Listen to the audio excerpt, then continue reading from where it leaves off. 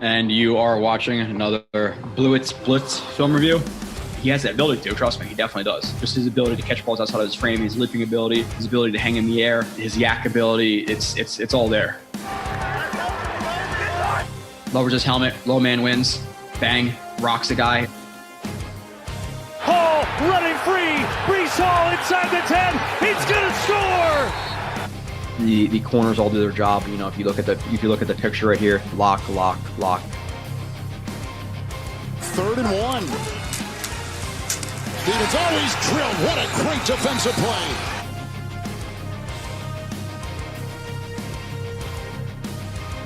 I don't try to Monday morning quarterback any of the reviews I do, and I'll try to be honest with a lot of the things I put up. And you are watching / listening to another edition of Blue It Splits, solo edition of Blue It Splits, which, by the way, just for the positive news, a little bit newer to the studio. We got a little, as you can see, a little podcast arm and a brand new microphone with a new setup. So if you could let me know if it sounds better, that would be fantastic. If not, then I'm just going to give up. No, if not, I most likely just have to message Ryan and ask him why the hell my mic's not sounding so good. But the mic should sound much better this week. I'm really, really hoping so, unless I forgot to change the settings. But going to be me solo, talking to you guys. Let me just check my audio really quickly.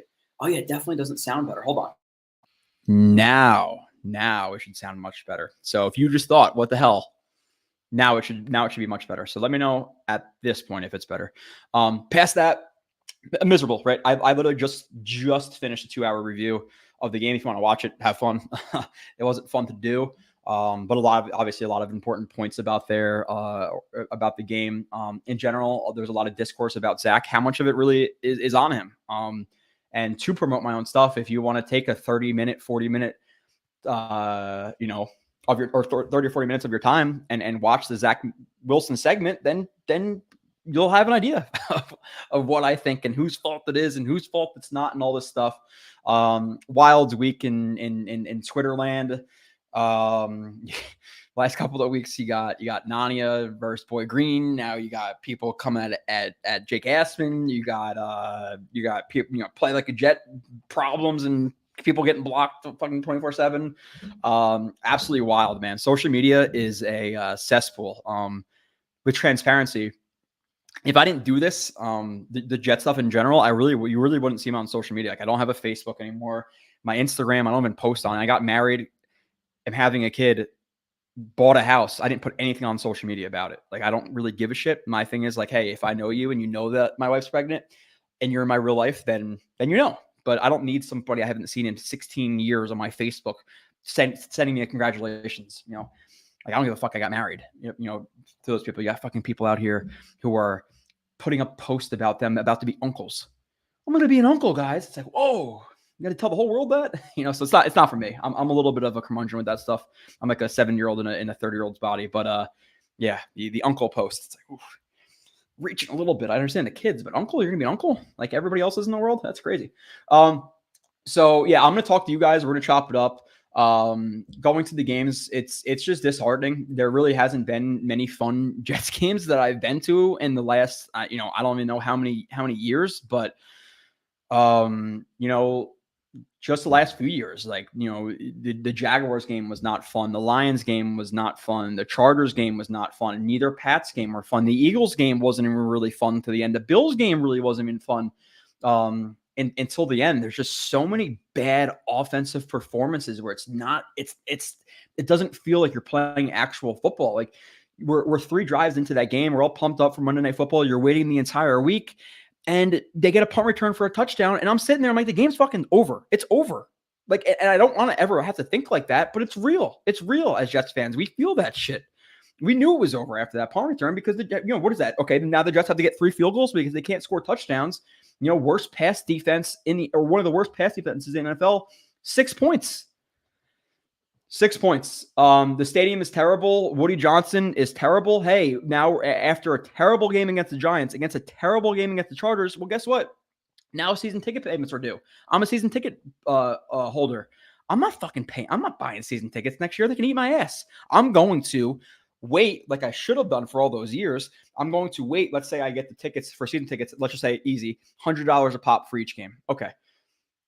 Why would I pay $100 a pop a game when I know that in 4 months from now, some fucked up shit's going to happen and I'm going to be able to pay $13 for those tickets? Not realistically, $50, $60. But I remember one year I bought season tickets for basically $100 a pop. And at the end of the year, there was a seat right next to us for like $13. I'm like, ugh, I should never do this again. What do? I do it again because I'm an asshole. So yeah, going to the stadium is not fun. The parking sucks. The stadium sucks. You got Steve Cohen out there who just put $6 billion into a renovation of Citi Field and the park around it.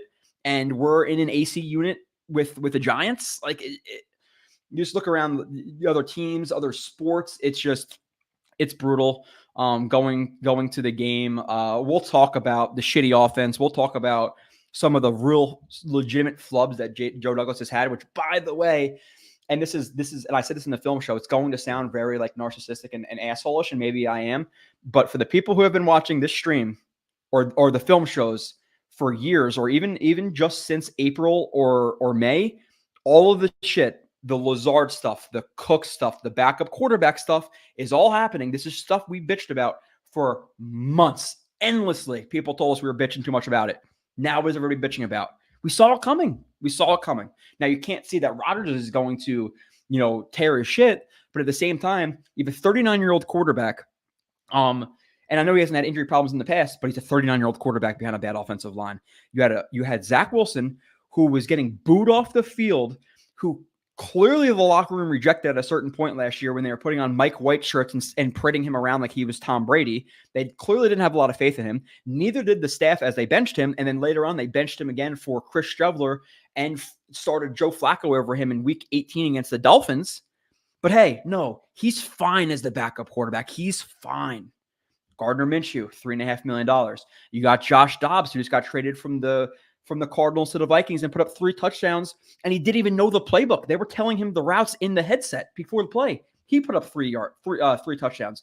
But we're going to continue to make fucking excuses for 6 points, 6 points, 10 points, 6 points, 6 points. And it's bullshit, dude. I'm so fucking done with watching it. Is it all Zach's fault? No. Is it all Hackett's fault? No. Is it all the offensive line's fault? No. Is it all Joe Douglas' fault? No. It's a big mishmash of shit. And that's why I don't have a lot of faith that they can change it, because it's not just one guy. It's a lot of problems. It's not just one thing they can figure out. You put Simeon in there, a lot of the same shit's going to happen. I'm sorry. It is. Hackett's still going to be the same guy who's running fucking, Billy Turner one-on-one and deep pass concepts versus Khalil Mack and Joey Bosa. What are we doing? We have a lot of vertical routes in short yardage situations. What are we doing? We have a lot of routes that are isolated by themselves and have no conjunction with each other. Typically, you're going to have like a dagger concept. Okay, the middle clears out the safety. Then there's the dig underneath of it. Like, you have routes that actually work in conjunction with each other. Like, one route clears out a route, and then maybe the other route, if it clears out that route, will then be open. I don't know. I did my first time researching offense, but I think that would probably work if you had 2 routes that actually kind of worked with each other against coverages. They don't do that. The offense, there's one play I was breaking down where the play is literally 4 guys running to it's just sticks. They run sticks all to the sticks, and then there's a check down. It's like, wow, this is innovative stuff. There's not a lot of bunches and crossing routes and switch concepts and releases, and maybe it's because Zach Wilson can't read it. I don't know. But this is brutal. I convinced myself the Jets were going to win this game. As soon as that happened, and you get blown out 27-7 or 27-6, it was embarrassing. This offense is fucking embarrassing. The concepts don't make sense. 8 touchdowns in 8 games, and I wrote down the touchdowns because I was remembering. I was like, can I remember every single touchdown of the Jets season? Because it's only 8. You had the Brees long touchdown versus the Broncos, right? Nothing to do with actual like offensive formation. Well, obviously, okay, that individual play, but it's still a larger broken play. You cannot rely on those, right? So you have one play, Brees Hall long touchdown versus the Broncos, Garrett Wilson long slant versus the Cowboys. Again, not necessarily replicatable. You have Hall check down versus the Giants. Okay, again, big plays, not actual sustained drives. You have the gift TD versus the Eagles. That's 4 out of 8 touchdowns that were pretty much that were not very replicatable. Okay. And then you have 4 other touchdowns, and you can all remember them, I'm sure, which is embarrassing at this point. 8 weeks to the season, 8 games into the season, you have 4 like legitimate touchdowns. You have the Uzama on the fade or the out route, whatever that was against the Chiefs. You had the Wilson fade against the Bills. You had the Baldwin touchdown. I think that one was another bullshit late one against the Pats, right? It was like 13-3. We scored like a last-second touchdown or something like that. I forget exactly when the touchdown was, but I know it was like, okay, awesome. Baldwin scored. Who gives a shit? So that was another like kind of gifted one or whatever. Not gifted, but kind of inconsequential to the game. And then you have the Lazard touchdown with Zach Wilson throwing a heater. That was a nice one. But the offense is abysmal on third down. Abysmal in the red zone. And the defense won us some games. That's the thing. Like when you look at the Eagles game, are they going to force 3 turnovers all the time versus Hurts? Are they going to force 3 turnovers versus Josh Allen? Are they going to force 2 or 3 turnovers versus Mahomes? It's very hard to replicate, even if you had an offense that was good. Now you take an offense that's dog shit bad, and I've seen dog shit bad offenses, and so have you. We've watched fucking Adam Gase and Marty Mornhinweg and all these scrub OCs that we've had, Brian Schottenheimer, and those were all better than this offense right now. This defense is not going to be able to consistently create turnovers if what? You guys know the answer. If they can be conservative on offense and win the game. Why is any quarterback going to force a ball versus sauce? Why is a quarterback going to be forced to go to a second or third read? No, just check it down. They're not going to be able to score on you anyway. So that you're not going to be able to rely on 2 or 3 turnovers from the defense for much of the season because it's not realistic with a conservative offense that can't score. Now, if you're the Kansas City Chiefs, sure, we'll be talking about 2-3 turnovers a game. We could with the Jets defense. Not with this. Check it down. The Giants almost beat us with, I'm just going to keep calling Danny DeVito. His name, Tommy DeVito, Danny DeVito, what the fuck his name is. They passed for -9 yards, and they almost beat this offense. This offense is stuck in 1960. They cannot score. It is tailor-made to score points in the NFL nowadays. We can't do it. It's Hackett. It's the offense. It's Zach Wilson. It's the offensive line. Billy Turner, please. I don't root for injuries. I hope he can't come back for the season. He's fucking terrible. Some of those plays versus Bosa were abysmally bad in terms of just his technique and in terms of the process about how he went to go about that block. Terrible. And another coaching decision we can talk about, again, since I'm just ranting, and again, I'm going to drop some F-bombs here. Well, I'm going to try, actually, I won't. Billy Turner has played right guard in the NFL. Max Mitchell has not played right guard in the NFL. Who are we going to start at right guard? Max Mitchell. Why? He struggles with size on the outside. He's not strong on the outside. Let's put him on the inside. Laken Tomlinson also had a shitty game. He kind of Tippmann was the only guy.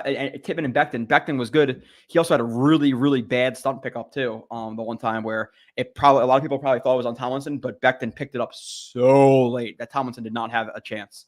So he's been good, but I'm not going to say a leader or anything like that. Zach Wilson, there were plays, there were 3 or 4 sacks that were on the offense. There were a few plays that were on the receivers dropping balls. Screen to Brees, illegal block in the back. But then there was also plays where Zach Wilson sails the ball to Uzama. You have a play where Dan Orlovsky's trying to make excuses for Zach Wilson, and he's breaking down a play and saying nobody's open while Zach Wilson's looking at Garrett Wilson open on 3rd and 3. They run a smash concept. You have a corner route from the inside number 2, and then you have, I believe it was the out from the number 1, which is Garrett. No, sorry. I believe it was a hawk concept, and the 1 is running a vertical, and Garrett Wilson's the 2 running an out route versus an inside leverage off DB on 3rd and 3. And he breaks, and he has room to throw the ball. Zach Wilson doesn't throw the ball, and you have Dan Orlovsky saying it's the offense's fault.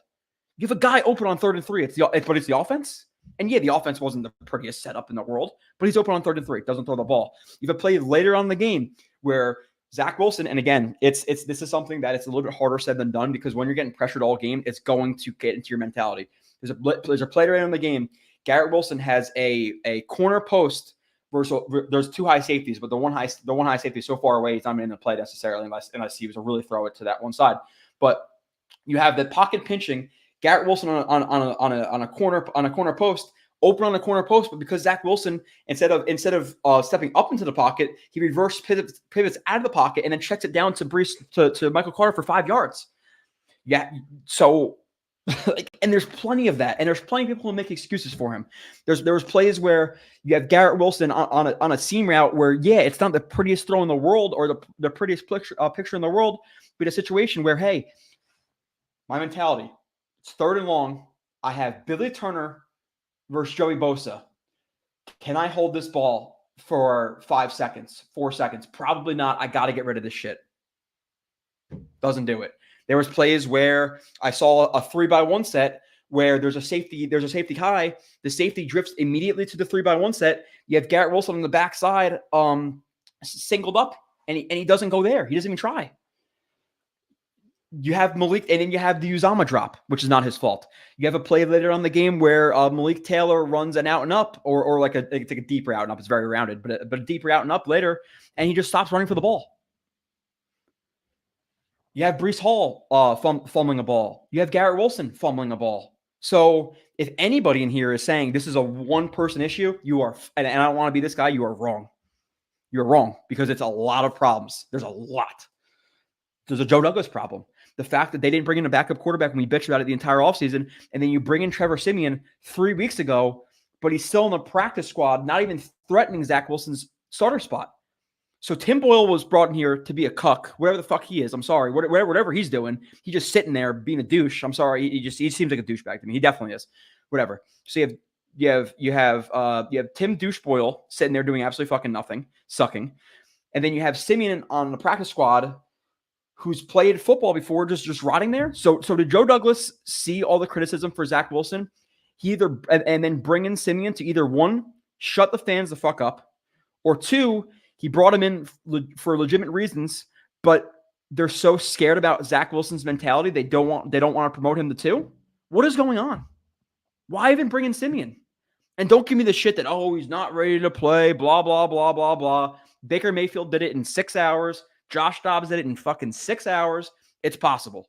So don't give me the shit of, oh, he's not ready to play. It's been 4 weeks, whatever it's been.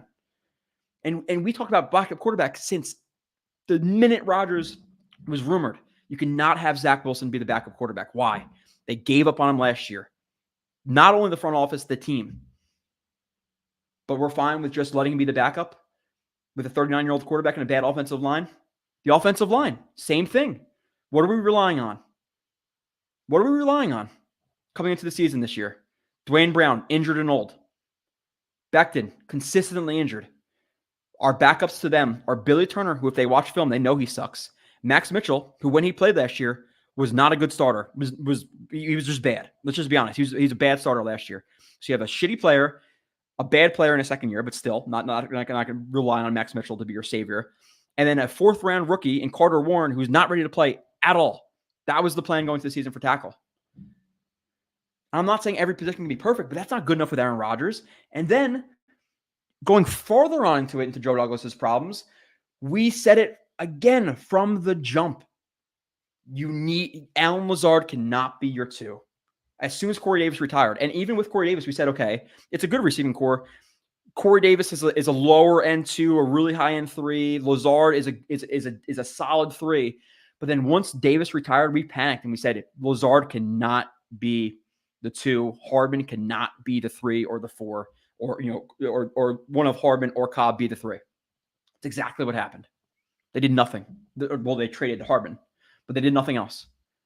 So you don't bring in tackles, you don't bring in receivers, you don't bring in a backup quarterback. So I like a lot of what Joe Douglas has done in the draft, but his free agency has been bad. Laken Tomlinson was a terrible signing from the jump. Whitehead, I criticized from the minute it happened because you can go on and watch before he even played for the snap from the Jets. I said, I do not like this signing. Breaking down his film, I said, what are we talking about here with this guy? And then you have a chance to clear yourself from Jordan Whitehead this offseason. And what do? You restructure his contract so he's here again. What the fuck did Jordan Whitehead do last game? Takes the worst possible angle he could and then misses the tackle. Not only misses the tackle, but gets a face mask. I'm going to show that play. What a scrub that guy is. I hate Jordan Whitehead's game. Everything.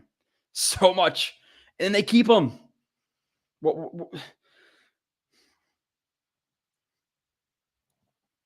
Just watch Jordan Whitehead here. So you ever run away, right? And especially a pitch.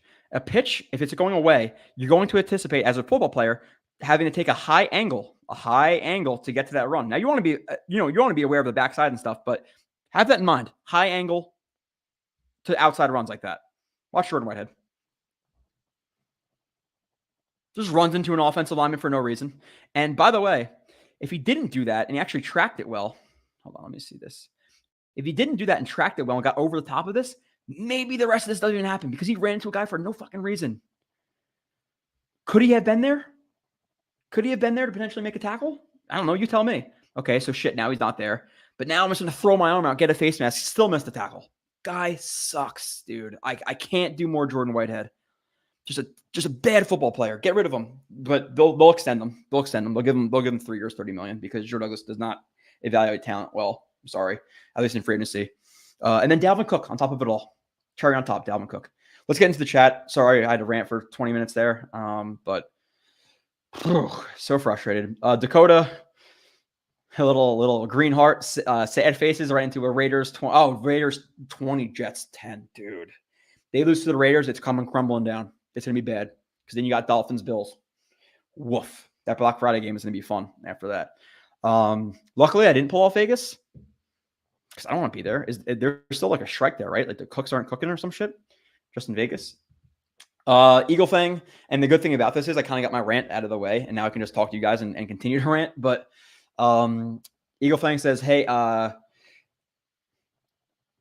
did you went from Eagle Fang to Lionheart back to Eagle Fang? What are you doing here? You're fucking me up. And that wasn't even your original name. What was your original name, Eagle? It was something crazy, right? Hey guys, I've been a fan for a very long time, but it comes to a point that something has to change with this mediocrity offensive units that Jet Eagle, and you know that you just mistyped that. That's more of a thing I would say in a locker room. I would do some naughty things for a mediocrity offensive units. If the Jets were mediocre on offense right now, they're probably 6-2 or 7-1. Really, right? They probably lose still. Even though, like, listen, at that game, if you had a little bit better offense, Sauce picks that ball off, different game, but whatever. Oh yeah, and on top of that too, I heard a bunch of shit like circulating on the Twitter streets. Salah basically was like asked about Zach Wilson or how they can keep in Zach Wilson or nothing, and like he either said I don't know or I plead the fifth. I don't know what the exact answer was. I kind of just got the crumbles of it from Twitter. But like he can't answer questions. Could we finally see Izzy Abanikanda or Urbana, Kansas? Can we finally see Izzy Urbana, Kansas? That kind of works. Can we see some motion in the Jets offense? Can we not be predictable? Yeah, no. Hey, yes. But are they afraid of benching veterans? Like, are they afraid of pissing off Aaron Rodgers? Because clearly it was not the right move to bring in Dalvin Cook. No shit. Every single person who can evaluate film with just some semblance of understanding will know that Dalvin Cook was not good last year. I'm sorry. Sorry to call people out, but I can bet you for the people who were clamoring for that motherfucker did not watch him. Did not. Or they didn't know what they're watching. Either way. You tell me. Which side do you fall on? You either didn't watch or you don't know what you're watching. There's no in between to me. Either that or I'm a complete asshole. I don't know. But that was some of the worst running back tape I've watched. Zonovan Knight was better in his 7 games last year than Dalvin Cook has been in his 7 games this year. Easily better. There's no way that was speech to text and did Urbana, Kansas. No, that was great. I thought you meant to do that. That was good, Chris. You shouldn't even told me that. I hope Joe. Yeah, it's I don't think you have to worry about that. But thank you. My own mind. You're always going to get realism here. That's for sure. Brett says the fact that the Jets fans still think benching Zach will magically fix their caliber offense is amazing. Hasn't worked in the last 2 years, but hey, let's try one more time. Yeah, no, it's not going to work. But at a certain point, I understand also trying to try something different, right? Like at a certain point, you have to realize you're by far. I don't know if you guys see the team that graph floating around on Twitter, but it's like I think the x-axis is the Jets' third down conversion rate, and the other one is red zone, and they are like it's like an L, like the axis is. They're like all the way down here, and like every other team's like here. Even the bad teams are here. The Jets are all the way down here. So at a certain point, you can also try something new because the players are going to start to give up on this guy, just like they did last year. They gave up on him, and I wasn't saying that last year that Mike White was some savior. But clearly the players thought he had an impact because they were much more hyped up when he was playing. you know? So at a certain point, you have to try something different. But no, is it magically going to fix anything? Absolutely not. Snickers to boots, fellas. Why do we have to keep coming back to this team? It's been the same story every week with them since 2021. 2021. Sneakers. It's been longer than that. We hired Adam Gase in 2019, and that wasn't. And like the thing with that too is, and this isn't me speaking as like a fan. Like I wasn't a fan of like when they were at Cotate and stuff like that. But you had the high of 2010, right? But even during that, I remember specifically saying they backloaded a lot of those contracts. They're not going to be able to sustain this. So you have the high of that into them getting rid of guys like Jericho Cotchery for Derek Mason. Okay, writings on the wall. We're going to suck ass. Bring in Tebow, Circus, suck ass in 2013 or 2012. We suck in 2013, 14. Okay, Rex gets fired. You bring in Bulls. That absolutely sucks with Bulls for the most part. And then after all of the mess with Bulls, the high of 2015 into the low of 2016, was he, I think, and then 2017, it was 2015 was his first year, 16, 17, 18 were all balls. And then you're coming off of that. You're like, okay, listen, we just had fucking Izek and all of these scrubs, McCagnon, all this. Well, actually, McCagnon was still here, right? Then he got fired for Douglas, which is another fucking part of the story. But you had a bunch of shit after Rex. You had a bunch of shit with Bulls. It has to end, right? Let's get somebody. Adam Gase. Like, it's been so long of just absolute abysmal decisions and offense, and it's just so bad, man.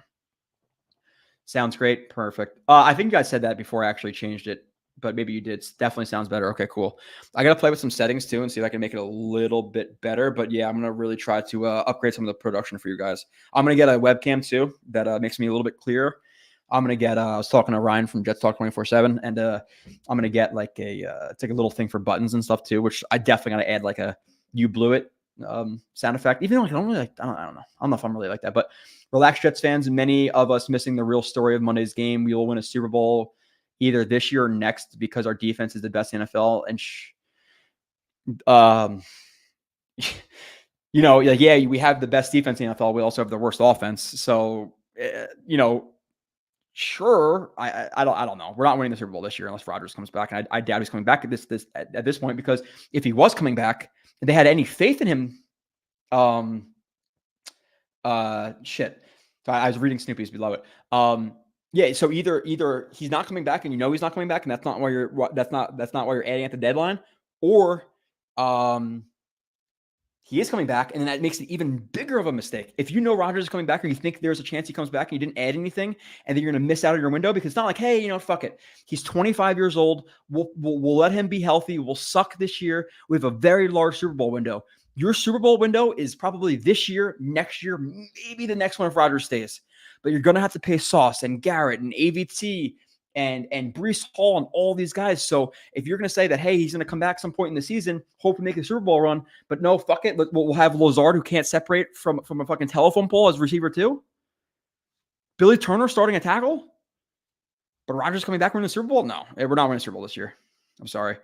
Next, yes, I'm cool. I'm cool with next year. Why am I cool with that? Because I don't think anybody really on defense is leaving. That's like of importance. You'd hope they sign back Quentin Jefferson. Whitehead is going to be off the team. Hopefully, they'll probably extend him. But yeah, the defense is going to be better next year because everybody's saying Adams has another year. Whitehead can get replaced by some JV scrub, and he'll be just as good. And pretty much everybody else is going to be here, right? So defense is going to be just as good, if not better, next year. I agree with that. Will McDonald will take another step up. You're going to have Carl Lawson on the team anymore. So I think the defense will be better next year, which is crazy to even say in terms of like individual talent standpoint. But I'm not just going to say, hey, it's fine. The defense is great, because the offense is so bad that it makes listen, we just lost the game by 20 points when you're saying that, hey, the defense is great. The defense was amazing on Monday. Amazing. They let up what? 27 points. One was off of a punt return, right? You had one that was fumbled, that Zach Wilson fumbled the ball, Zach Wilson fumbled the ball. The ball was returned to the 1 yard line. So that's 2 gifted touchdowns. You had one field goal off of a Zach Wilson fumble. So that's 17 points.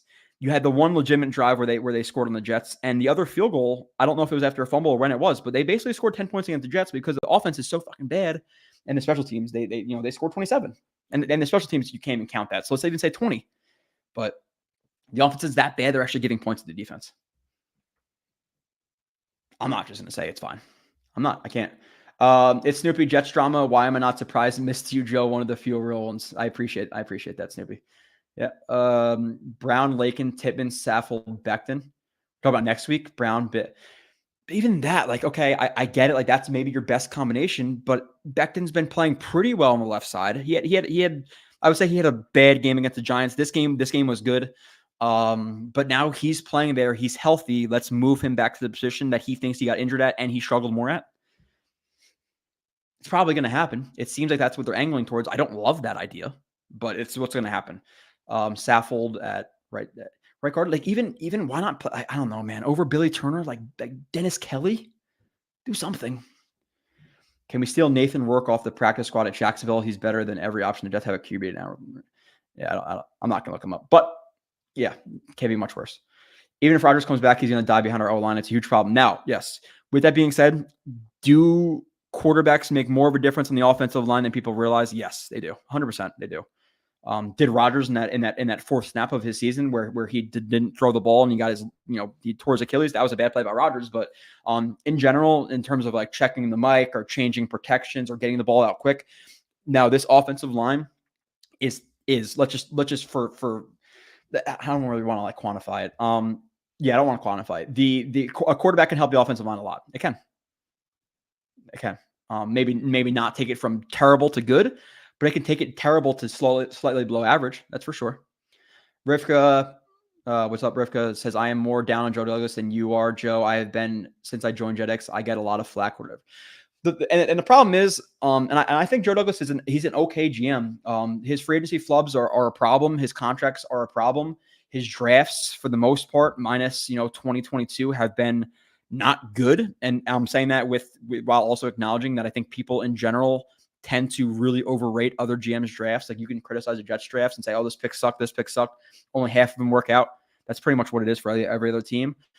So I'm okay with the drafts for the most part, but the stubbornness, the doubling down on Zach Wilson this year as the backup, doubling down on Zach Wilson after Rodgers went down, the doubling down on the receiver group after Corey Davis went down or left, the doubling down on two tackles who didn't do what you want in 2022 with Brown not playing well and getting injured and Becton getting injured. And we're just going to double down and say, hey, fuck it.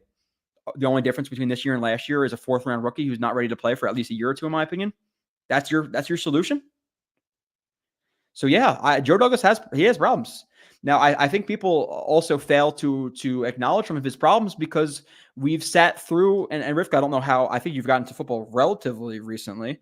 You didn't have to sit through, the Tannenbaums and the Isaacs and the McCagnons. So when you have a bunch of horse shit and then you take a guy who's average, we're going to just naturally elevate him to God. Because we've seen a lot of shit and we don't really have anything good to work off of. So he's the best that we have.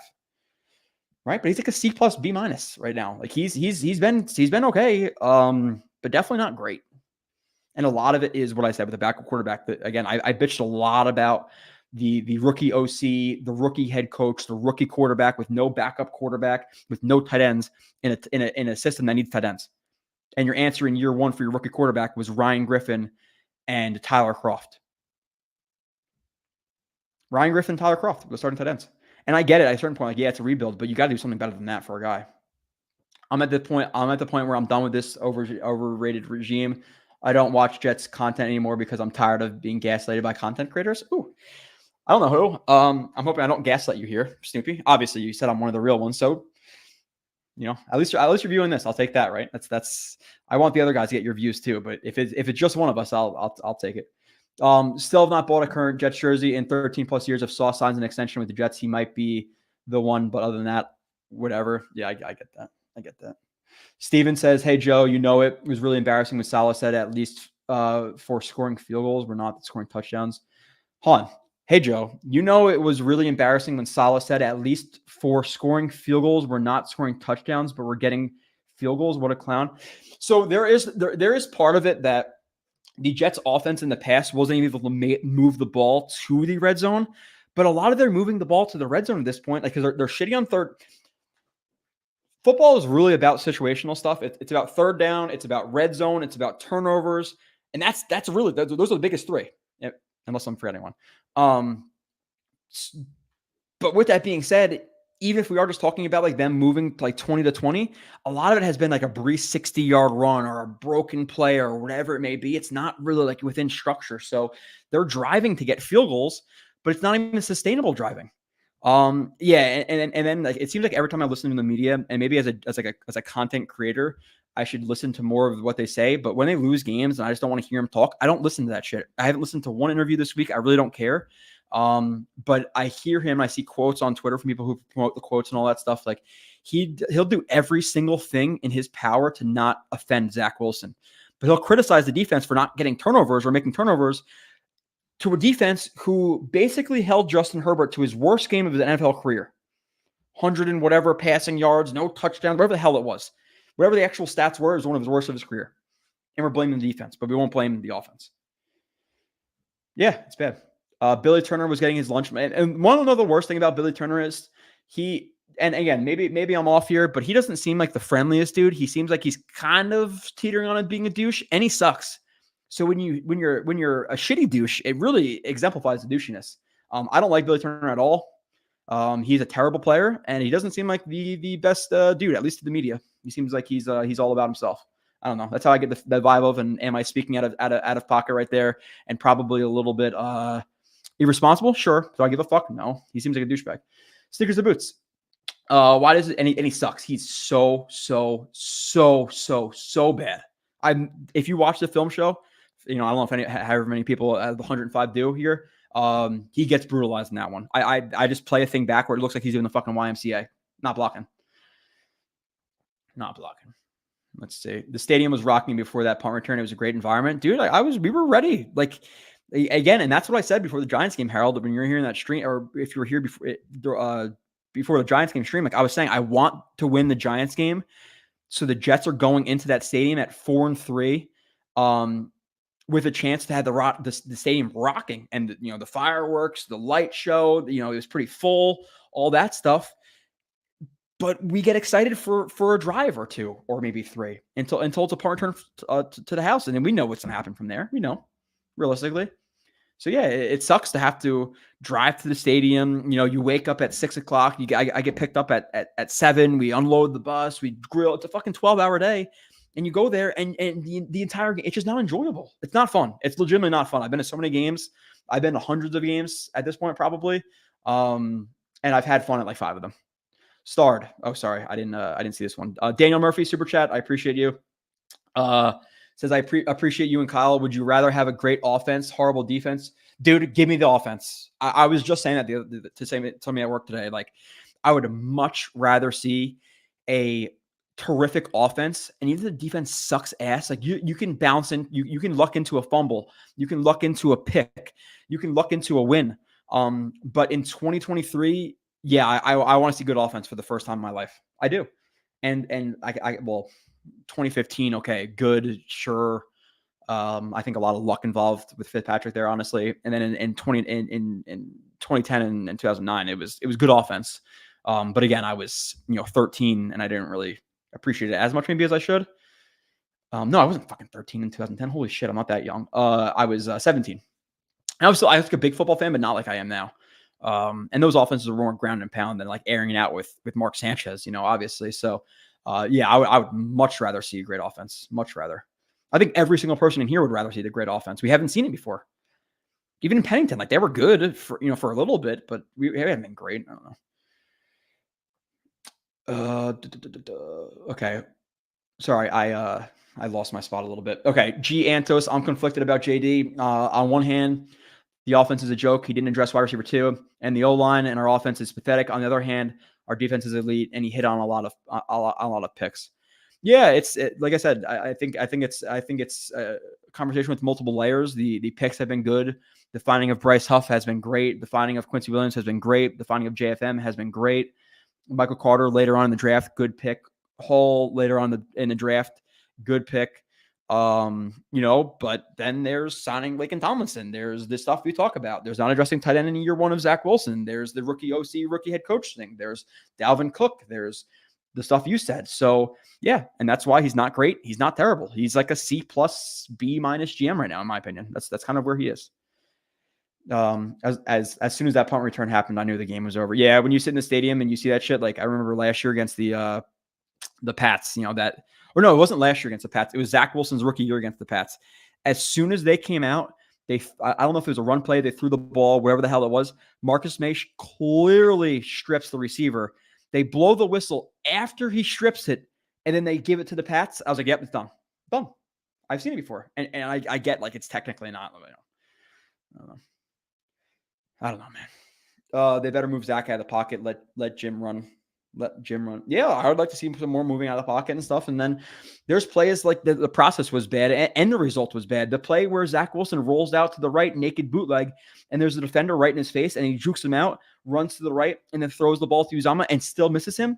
It's not a good process because you're taught, okay, when you roll out of that, if there's a guy immediately in your face, you get it to the check down. The check down was open, but then he decides, okay, again, process versus results. The result was he juked out a DB and then threw the ball to Uzama.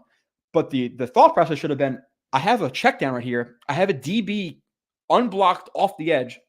Maybe I should get the ball to my check down. So the process and the results were bad.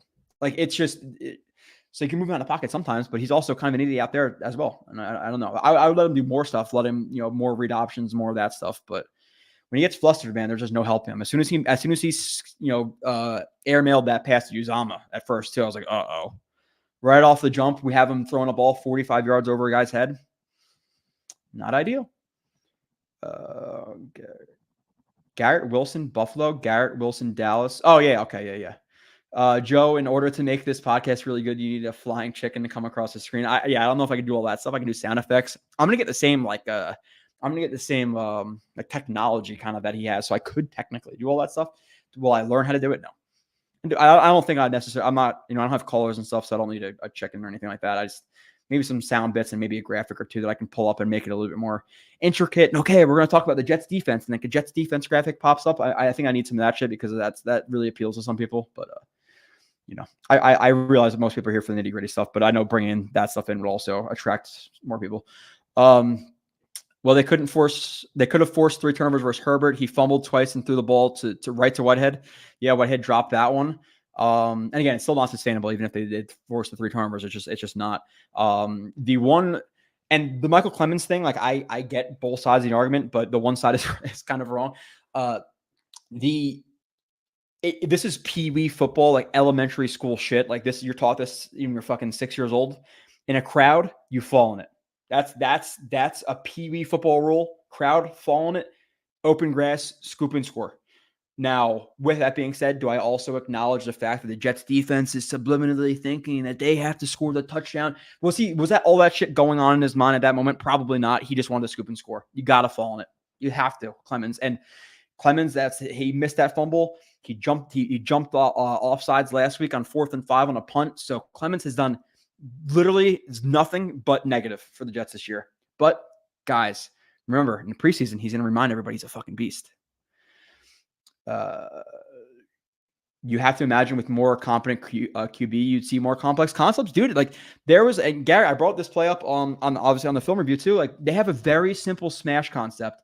And just because they switch release into the smash concept, it takes Zach an extra second to get rid of the ball. And then I believe he gets sacked or the ball gets tipped in the air or whatever it is. But yeah, no, more complex concepts. You need more. You need a better thinking quarterback. Your guy can process quicker, and he necessarily can't. So we have been the most injured O-line over the last 4 years. It's hard to blame him 100%, but he's definitely deserves some blame. So even so, the team is good enough to win a Super Bowl if Rodgers comes back. I'm not hanging on hope, man. I don't think so. I think they are good enough to have a shot to win it. Do I think they're going to win a Super Bowl with Billy Turner at right tackle? I don't. I don't. Or whoever. It's just not enough right now. Subpar Bush league roster building approach. Joe 100% run pass option, please. Jay Long says it makes me wonder how long the guy is in the league at all. Billy Turner wasn't. Dude, Billy Turner. And again, he's played guard in the league. And in my opinion, he's better at guard because he's like a very volatile player where it's all or nothing. He fucking lunges for you when you're 45 feet away, but you're a little bit more of a phone booth at guard. the misses aren't as big of misses because you're not on an island, if you feel what I'm saying. So I actually liked him better at guard when he played there at Denver a couple of years ago. So it's like, okay, if he's playing, okay, he's going to be the guard and Mitchell's going to be the tackle. And they walk out there during the game. I don't know if I saw it pregame. And I'm like, what the fuck? Really? Mitchell at guard? What are we doing? Like way too over. They're overthinking themselves big time there. Simon, Matthew. You never tell me how to. You need to do not phonetically, but you need to tell me exactly how to say that. I always fuck up your name, and you're always here. I always call you Simon, and I feel bad. I'm gonna say keep calling you Simon then, unless you say something. They're trying to use Zach like Rodgers, not happening, and it's just. James says the problem is the perfect storm. Bad quarterback can combine with bad play calling and not so good O-line. Where do we go from here? I don't see a lot of wins coming. I'm with you, man. This feels eerily similar to the end of the year Jets last year where, you get beat in an ugly game versus the Jaguars or beat in an ugly game versus the Lions, you get blown out versus the Jaguars, you get blown out versus the Seahawks, you get beat by the Dolphins with Joe Flacco. It feels eerily similar to that the last couple of weeks. Again, the Eagles game, is that replicatable? I don't, maybe. I don't think so, personally. I don't want to speak for you guys. The Giants game was one of the worst football games I've ever watched. The Chargers game was one of the worst football games I've ever watched. The Pats game, that offense was one of the worst offenses I've ever watched. The Cowboys, not all Zach Wilson's fault at all, actually. It's more the offensive line, one of the worst games I've ever watched. So we've had, and even the Bills game, offensively, was a shit show. We've had two good games of offense. If you want to call the Denver game a good game of offense, I'm giving them benefit of the doubt on that one. And the Chiefs game, it's been 8 weeks. We have 8 touchdowns. 4 of them are gifted, not gifted, but big plays are gifted. It's miserable. So yeah, it's not quarterback. It's not just the offensive. It's everybody. Just like you said, James. I'm 100% with you. I agree with a bunch of strange personnel decisions made by the coaching staff. Yeah, it's not good. Zach can't get through all of his reads, not going to happen. There's times he hangs on reads for too long. There's times where he gets off of reads too fast, but you'll have hype piece content creators who put out, a play or two bad of Zach Wilson. They skim over it really quickly, and then they blow smoke up his ass for little things, but they don't criticize blatantly obvious stuff that they're just skipping over because negativity doesn't get views. So you got to realize that when you watch a lot of content, it's spun positively for a reason because people like positivity. Stuff got to be really negative or really positive. Either way, people don't do the middle shit, the gray shit, because it doesn't sell. And you guys know that. Beloved piece. I don't know how to fix this offense. There are so many issues right now. It feels like they bet it all on Rodgers being the QB. I would say letting Zach air it out and let the kid fucking fail. Let him throw the ball deep. Let him run some RPOs. Let him get some read options. Let's roll him out of the pocket, chuck some balls deep.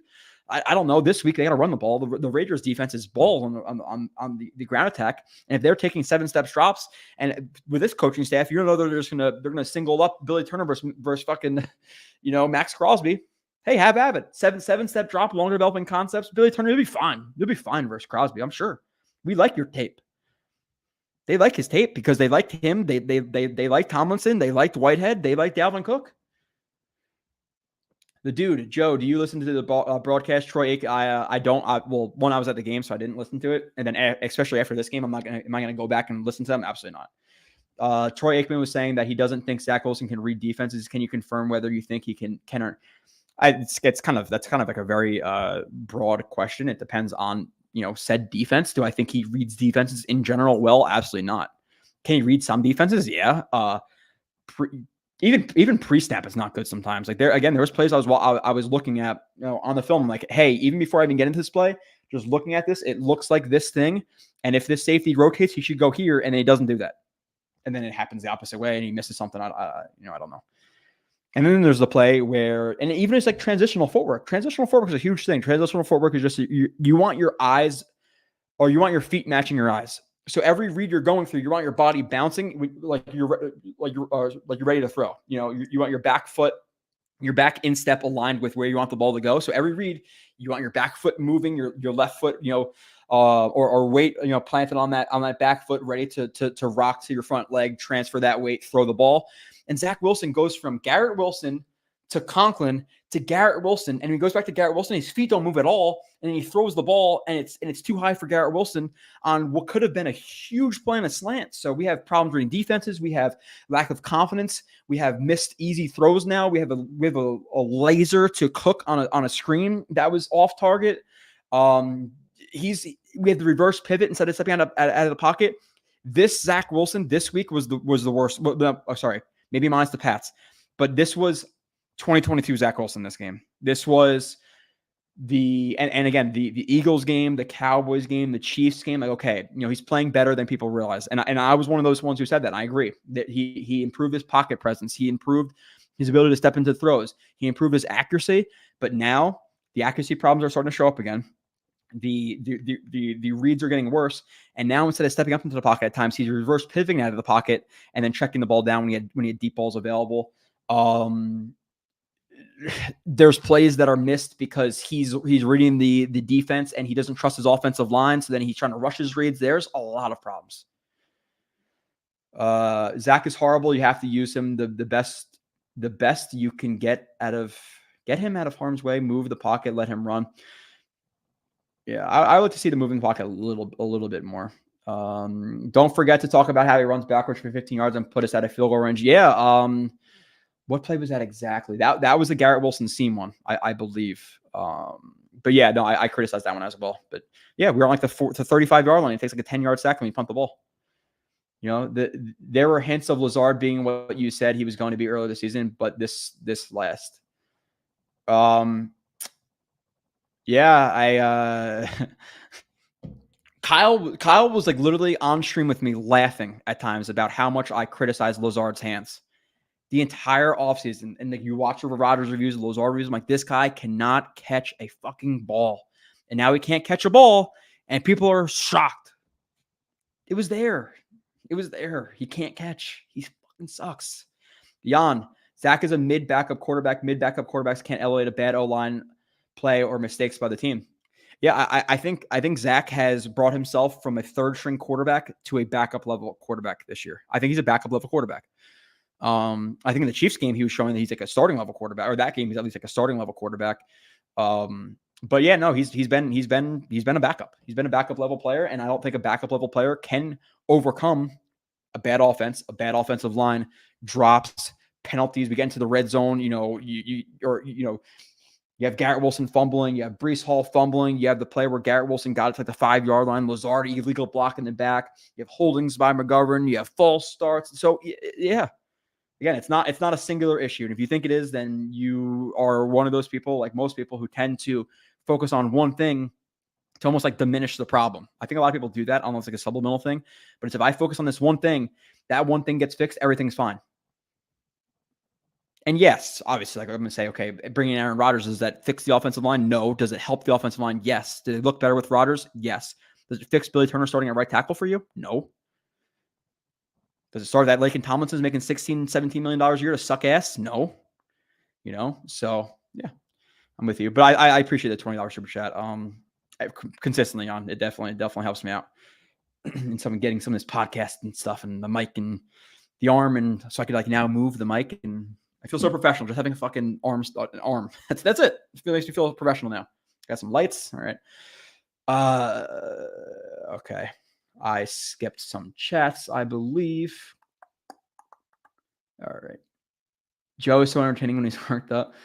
Yeah, this is the problem too when I go to games and then I have a beverage or two, because people go to games and they have beverages, like 90% of Americans. It's when I'm worked up, I'm at a game and I'm mad. Now imagine this on Monday night, however many beers deep with not 2 or 3 days to calm the fuck down. Like Kyle says, I'm not good after a game when I lose. I get really fucking mad. Wait, why is the drop not Uzama's fault? I didn't say the drop was not Uzama's fault. No, Barney, you're thinking about something different. I'm talking about yeah. You're thinking about a different play or something. I must have explained something different. The drop where hit Uzama in the chest, that was Uzama's fault. I'm talking about the play where Zach rolled out. He could have checked it down to Uzama quicker. He jukes out the guy. Blah blah blah blah. I already went over it. He really showed it. Zach can read them. His internal clock is just terrible. He can't read defense. If he can't read defenses, he would throw more. Yeah. He really needs to see things open. But then there's parts of I don't think I don't think I can answer this question in any solidified way because there are some defenses he can't read. There are sometimes he's confused with what he's seeing, but then there's like simple concepts he can read as well. So it's kind of, yeah, he's being overly conservative. His internal clock is terrible where he'll take sacks. There's times where, again, just noticing the situation. Hey, I got Billy Turner versus Joey Bosa on the edge right here. I should probably get rid of the ball in my first or second read, just like Rodgers said. Get to the bottom of your drop. If you take an extra hitch, okay, cool. But after that, you run. Zach was just literally the times he's just like sacked. I'm like, oh my God, dude, what are you doing? Like, step up, do something. Just standing there. Jets are boring to watch. The only excitement is late game heroics if it happens, and the defense is fun, but it's it's not going to get anywhere. I feel bad for the defense, I really do. And listen, like at the end of the day, I remember this happening when I was a kid. I was going to games, and I remember my older, he was my friend's like grandpa or whatever. He's like, yeah, there's no way that I think it was like Kerry Rhodes and Revis are going to be here in a few years. Like these guys don't want to play for these shitty teams, these shitty organizations. I remember being like, what the fuck? Why they ever leave? If you were Sauce Gardner and it kept going the way it is, would you stay with the Jets? I know a lot of people were like, yeah, I definitely would. I'm all about pride. Okay. Taxes, the team sucks. Maybe not. I don't know. But we got to start helping on the defense because they're not going to want to be here. Now, obviously money talks, right? But guys like Garrett, guys like Sauce, guys who like want to fucking win. Garrett wants to win. Garrett really wants to win. If it goes down with Rodgers and we bring in Zach again, he's like, fuck this team. I'm out. Adios. Catch me in Texas. Catch me in the Cowboys. One thing about not bringing in a backup quarterback, Zach has yet to play a full season. So yeah, it's that too. He hasn't played. It's in a Super Bowl or bust year for the Jets, at least to start. And it's not a true bust because how many teams in a Super Bowl only won, but it's obviously a Super Bowl aspirations year. You have to have a backup, dude. Again, Gardner Minshew, $3.5 million. And a lot of people will say like, oh, well, they should have brought back Mike White. Would Mike White come back, knowing that Rodgers is here? Maybe you want to go to obviously tax-free fucking Miami and no, he's probably going to come in for Tua at some point. Yeah, I think that's what he wanted to do. But yeah, Gardner Minshew is out there. Jacoby Brissett, fucking again, Josh Dobbs, somebody. And it's not revisionist history because it's been spoken about for 6 months now. Joe, and what about next season? Rodgers will be a year older and our backup. I don't know, man. Like if he keeps going this way with Zach Wilson, he gets benched and all that stuff. You can't bring him back next year. I don't give a fuck what Rodgers says. And at a certain point, great players can be shitty GMs, right? Like we've seen it before. Michael Jordan didn't do a lot of shit. Well, I don't know if does he still even own like the Hornets or whatever, but he stuck with the Charlotte Bobcats, right? Like some players can be shitty evaluators. Billy Turner is a shitty player. Rodgers likes him. Shitty evaluator. Lazard is a shitty player. Starting level receiver. Rodgers likes him. Bad evaluator. Dalvin Cook is a shitty player. Rodgers, bad evaluator. Maybe we should stop fucking listening to Aaron Rodgers. I'm sorry. And I know that he has the Jets by the balls because they're so enthralled with him and all that stuff. But if he had his way, Billy Turner would be the starting right tackle for the Jets next year. So I don't know. I want to be positive and say, yeah, he's going to come back and dominate and shit. And hopefully that's what it is because adding Aaron Rodgers to this team, we at least win. I don't know. At least you win at least the, what game did we barely lose? What am I thinking about? I don't know. We win at least another one or two games. What fucking game was I thinking about? We would have won at Aaron Rodgers. Maybe even this game. Probably. Right? 2 fumbles. Yeah, they probably win the Chargers game with Aaron Rodgers. Chiefs game, they win that most likely, even though Zach Wilson was balling out that game. They did nothing at tackle in the offseason. Yeah, and next offseason, Beckman's not under contract. Neither is Brown. It's Max Mitchell, Carter Warren right now. You're going to add 2 new tackles because your left guard's Tomlinson, your center's Tippmann, your right guard is AVT at this point. They need 2 new tackles. I'm going to assume there's going to be a big swing in free agency. I'm hoping we don't play fuck games and bring in David Bakhtiari, who's played like 4 games in 17 years at this point, the last couple of years. I hope they don't bring him in. Bring in a tackle who can actually play the entire season. So I'm hoping for a high round draft pick and a free agent, at least an okay free agent. Not Bakhtiari. We have enough problems with injuries. Why don't we want to bring in another one of his boys? I don't really still have Simi on the practice squad. Organization malpractice or Maleficence? I don't know what the fuck that means. Something smells. Yeah, again, I don't know if it's just doubling down on Zach Wilson or if it's a thing where, hey, we don't like his confidence level, so we're going to keep this guy in our practice squad. But at that point, fuck you. If you can't play quarterback in the NFL, if you're, oh my God, being the 3 to the 2, now I'm scared I can't play quarterback. It's like the Mims conversation. Oh, they brought in Keelan Cole and Elijah Moore, so Mims, his mentality hurt. Fuck that. You're in the NFL, ultimate competitors. They're 1 in 1 million, these guys. Bring in Keelan Cole, hurt Mims. I don't want you on my team anyway. Eagles game. No, we'll always have the Bills game. The Eagles game was fun. The Bills game was better. I think so. Yeah, the Bills game was better. They better have a plan here, Joe, or they could be all in trouble after next season. Yeah, nobody's going anywhere this season. Next season, if shit hits the fan, adios. Did they even send an offer to DeAndre Hopkins? I think he would have signed here. I'm with you too. Love your piece. No, they didn't want him, most likely. Now, I don't like to be one of those guys. I think way too many people are in the mind frame of, or in the state of mind saying, well, if the Dolphins offered him $4 million and we offered him $6 million, he definitely would have came here. Bullshit. You guys know that's bullshit. It's not fucking Madden.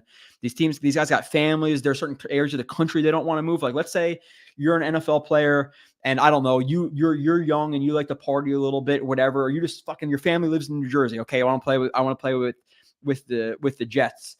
Jets offer you $10 million, but the I don't know, the Indianapolis Colts, which is not really in the middle of nowhere, but for right now we're saying in the middle of buttfuck nowhere. Where are you going to stay? It's not always that easy. But with that being said, DeAndre Hopkins went to play with Ryan Tannehill after saying he wants to play with an elite quarterback and make a playoff run or whatever he said. Could they have signed him? I'm going to make a very educated guess and say yes if they wanted him. But we didn't want DeAndre Hopkins. We didn't want a backup quarterback. We wanted Dalvin Cook. $8 million, fucking rotting away on the bench right now. He should be benched for Izzy Abanikanda. Deactivate him. We should have kept Mims. No. Is he on the team right now? Or even on a practice squad? I don't even know. Whitehead and Adams both do that all the time. So no, I'll give some credit to Adams because Adams is a young player. This is basically his rookie year, right? Adams can hopefully bounce back. I like Adams' man coverage ability. So yeah, he's going to have some flaws. Okay, understandable. Whitehead's been in the league for 5 years, 6 years. And as soon as they signed him, I heard from many people, many bigwig people saying this guy doesn't miss any tackles. He's great. Literally, the first game I watched of him, 2021 Bucks Falcons, he missed at least 3 tackles on Cordell Patterson that game. I was like, why? Why are people are just liars? Liars, they just say stuff to say stuff because I think people just say stuff to say stuff because they know 99% of people will never either one, fact check them or call them on their bullshit. So people just say stuff. And a lot of people are like, oh my God, really? He never misses tackles? What the hell is Whitehead doing? Shitty angle. Dude, he's fucking terrible, bro. He's terrible. It'll be Armageddon. The Jets lose to the Raiders. Yeah, it will be. And it deserves to be. I am very, no, that's a night game, right? So I got work the next day. I'm gonna say if they lose that game, I might come on here and drunken rant. You are 100% correct here. I can listen to you right on. What am I right about? Fuck, I'm behind in the chat. I gotta keep going. The strike in Vegas looks like it will be resolved before the deadline, which is good for fans going to the Jets. Give me all the fans out there. Hope you have a good time and shit, and hopefully you have a good time in the casinos and I don't know, go see some strippers or do whatever you do. But the game's not gonna be fun. So JD's free agency acquisitions have been atrocious besides Lawson and inactive, which if you really look at it and you can't predict injuries, that has not worked out. So Lawson is not a hit. Oh, okay. You're besides 2. Lawson inactive, Brown old, hurt, Hardman gone, Whitehead can't tackle Lazard. Yeah. And Cobb is I'm not gonna retract here. I'm okay with Cobb as a 5. And I said that the entire time. Cobb, I'm completely fine with him as 5. I actually like him as a 5. Do I like Cobb as a 3? No. Absolutely not. It's just it's a different ballgame. But yeah, no, a lot of his free agency signings have been abysmal. Definitely had quite a few plays where he could have gotten the ball to Garrett Wilson with single coverage. Also, Zach just doesn't have enough trust to throw with anticipation. Yeah, no. I'm with you on that one, Harold. No. Cook was a worst. Lazard wasn't good in green eyes. Should have stayed in green. Wasn't good in green eyes. Should have. I'm not sure if I'm reading that right. Maybe there's a misspell there. Joe, would you support letting Salah and Douglas go after the season?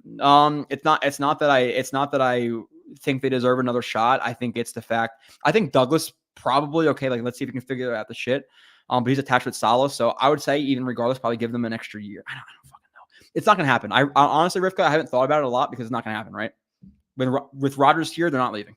He likes Salah. He likes Hackett. He likes Douglas. They're not leaving. So I haven't really put a lot of brain power into it. Thoughts on Saffold?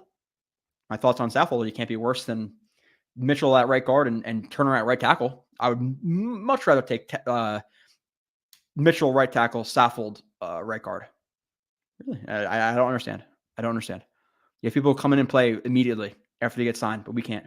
For some reason, the Jets system is so hard to learn. Offensive line, quarterbacks, people, they just got to sit on the bench first. Saffold's going to be on the fucking practice squad for 6 weeks. They'll start Xavier Newman over him. It's just, I don't know what it is. Yes, Rivka. The Jets are stuck with Hackett as long as Rodgers is here, for sure. Is it possible there's a Rodgers angle we're not considering with regards to Zach? Is it the head coach? Yeah, it's that too, Mega. Like, and that's the possibility where he's personally advocated for Zach. He's friends with Zach. All this stuff. He clearly has the Jets, by the balls. So, do I really think that factors? I honestly don't know. Does it factor into the decision? I don't know. Do they see this offense and say, hey, we're going to suck regardless?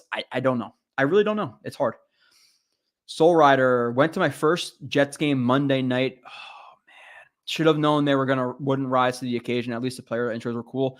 I felt bad too. Felt bad for too. And again, if you prefer whatever other content, whatever. But Ryan from Jets Talk's a good dude. And I know he was having a meetup. I didn't swing by. I kind of like to do like my thing with my buddies. But I kind of I felt bad for him after. I was like, I wish I had a good game with all. I don't know how many people were there. I'm sure a decent amount of people. I felt bad for him. But I also feel bad for all of us other fucks too. Like, Ryan doesn't go to all the games. I go to all the games. I feel bad for me. I do. I feel bad for Harold. Harold was there. I feel bad for Soul. I feel bad for all the Jets fans, man. I really, really do. But especially me. Fuck.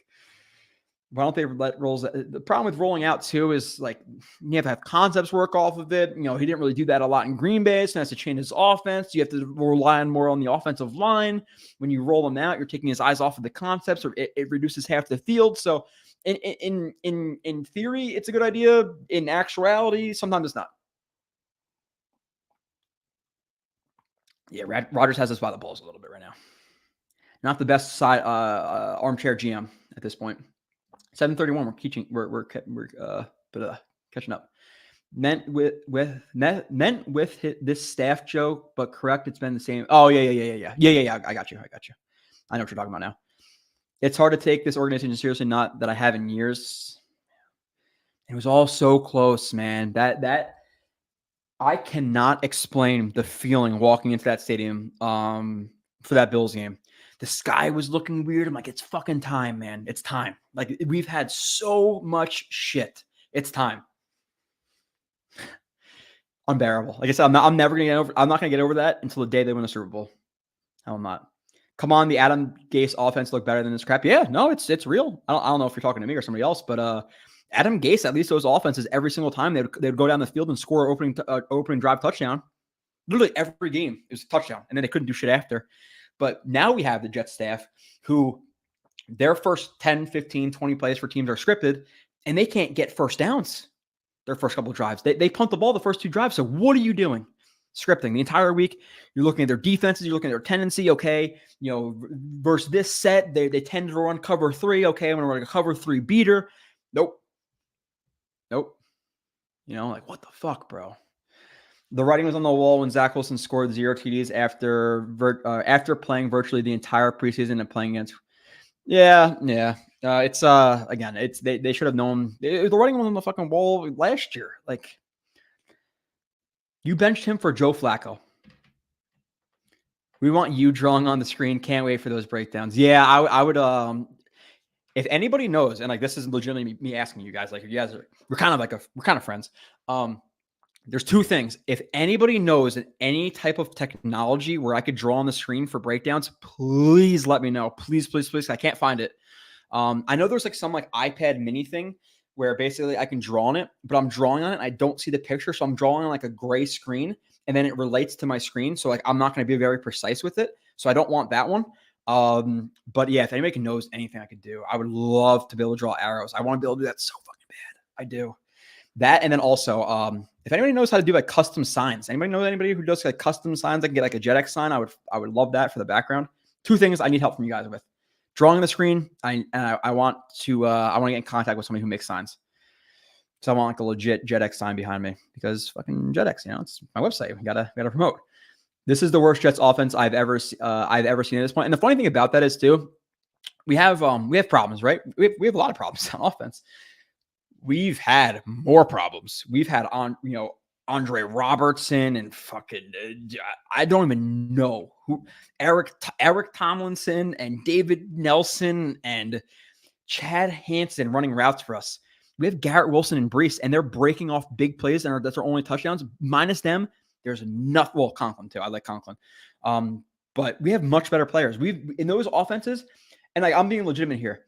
We haven't had a receiver like Garrett Wilson. How long? We haven't had a running back like Brees Hall in how long? We haven't had a tight end like Conklin at least since Dustin Keller, and we still suck. Like now imagine what they're doing, what this coaching staff is doing, and give them the team that Adam Gase had. You know how much worse we're historically bad right now. Imagine take that 2019 offense and put that on this team and then see what happens. Like we are bad with good players. They need to re-sign Huff. Yeah, they do. That if they mess it on Huff, that's a huge problem in the offseason because then your primary pass rusher. Okay, well you have JFM, and JJ. But Huff is next level, man. He's really good. But yeah, I want the rushers next year to be it's Huff, JJ, McDonald, and JFM. Bring back Clemens, I guess, to be scary and talk low and be calm, and people are scared of him for every reason. I guess he could be on the team too. And then interior, you got Q, you got Thomas will be back, and Thomas having a bounce back year. I like Thomas, and obviously a good locker room guy too. So bring him back. Absolutely yoked up too. And then bring back Q Jeff. Woods is probably gonna retire, right? You're talking about a guy who's 37 years old, just tore his shit. And in the offseason he was talking about like, hey, like I'm not so not into this, but he said like the last couple of years, him and his wife like decided if he's gonna retire after torn Achilles, probably retire, right? So can't separate from a telephone pole. It's bad. It's bad. And then deep down the field, when he does have an opportunity to catch the ball, everybody says, oh, he's such a great contested catcher, which no. He catches the ball and he goes to catch the ball like this and it fucking hits him in the chest. Okay. All right. Huff will probably be gone. Having a top 20 offense and 6 wins could be the best season in a decade. I would love to watch off. I just want to see touchdowns, man. Touchdowns, passing touchdowns, fades, posts. I just want to see touchdowns. They've really, really been so far infrequent. I don't know. Whatever. James, Chuck Clark will be here next year. I don't think so, James. I would like you to, or somebody to correct me if I'm wrong. I know I'm 30, 40 minutes behind on this one. Correct me if I'm wrong. I believe he's on his last year of his contract. With that being said, I love Chuck Clark's game. I love that man. He's a really, really good player. So if you bring him back and then he plays strong safety, ooh, James, you're cooking. I didn't even think about that. Get rid of Whitehead. Please, God, get rid of Whitehead. Bring back Chuck Clark. He's your strong safety. Adams is your free safety. And then you're going to have to get another beefy D tackle to stop the run. And that's really it. Bring back Clark and bring back a beefy D tackle and Q Jeff and Huff. But the offseason shopping list is not that big. It's Huff. It's a safety. It's a D tackle just to fill the roster. And then you're talking about 2 tackles and a receiver, right? Right? And like there's a couple of like ancillary moves, whatever, but we need 2 tackles, a receiver, and a safety and a D tackle. Like you should be able to address those holes. Hopefully, we'll see. Mosley will be gone next year. Mosley, I know Rivka's. This is more Rivka's area. I suck with contract, but I'm pretty sure Mosley's hard to get away from next year. And based on the way he's playing this year, with them wanting to make a Super Bowl run next year, why would you do that? Now, hopefully, you can restructure, but you're talking about legitimately a top 3 inside linebacker duo in the league this year at minimum. Let's not break that up. Let's keep one of the better linebacker duos with one of the better defensive lines with the best cornerback group in the NFL let's keep them all together. And then let's add Chuck Clark, who is a savage to it. I love that guy. The Highlander Prime, I'm not saying he's like some stud or anything like that, but considering the fact that he got like $4.5 million and got traded for a 7th round pick, I liked him a lot more than signing Jordan Whitehead for $10 million. And like that's the thing with the NFL is like sometimes it doesn't make sense where that man gets what he got traded for, Whitehead gets what he got.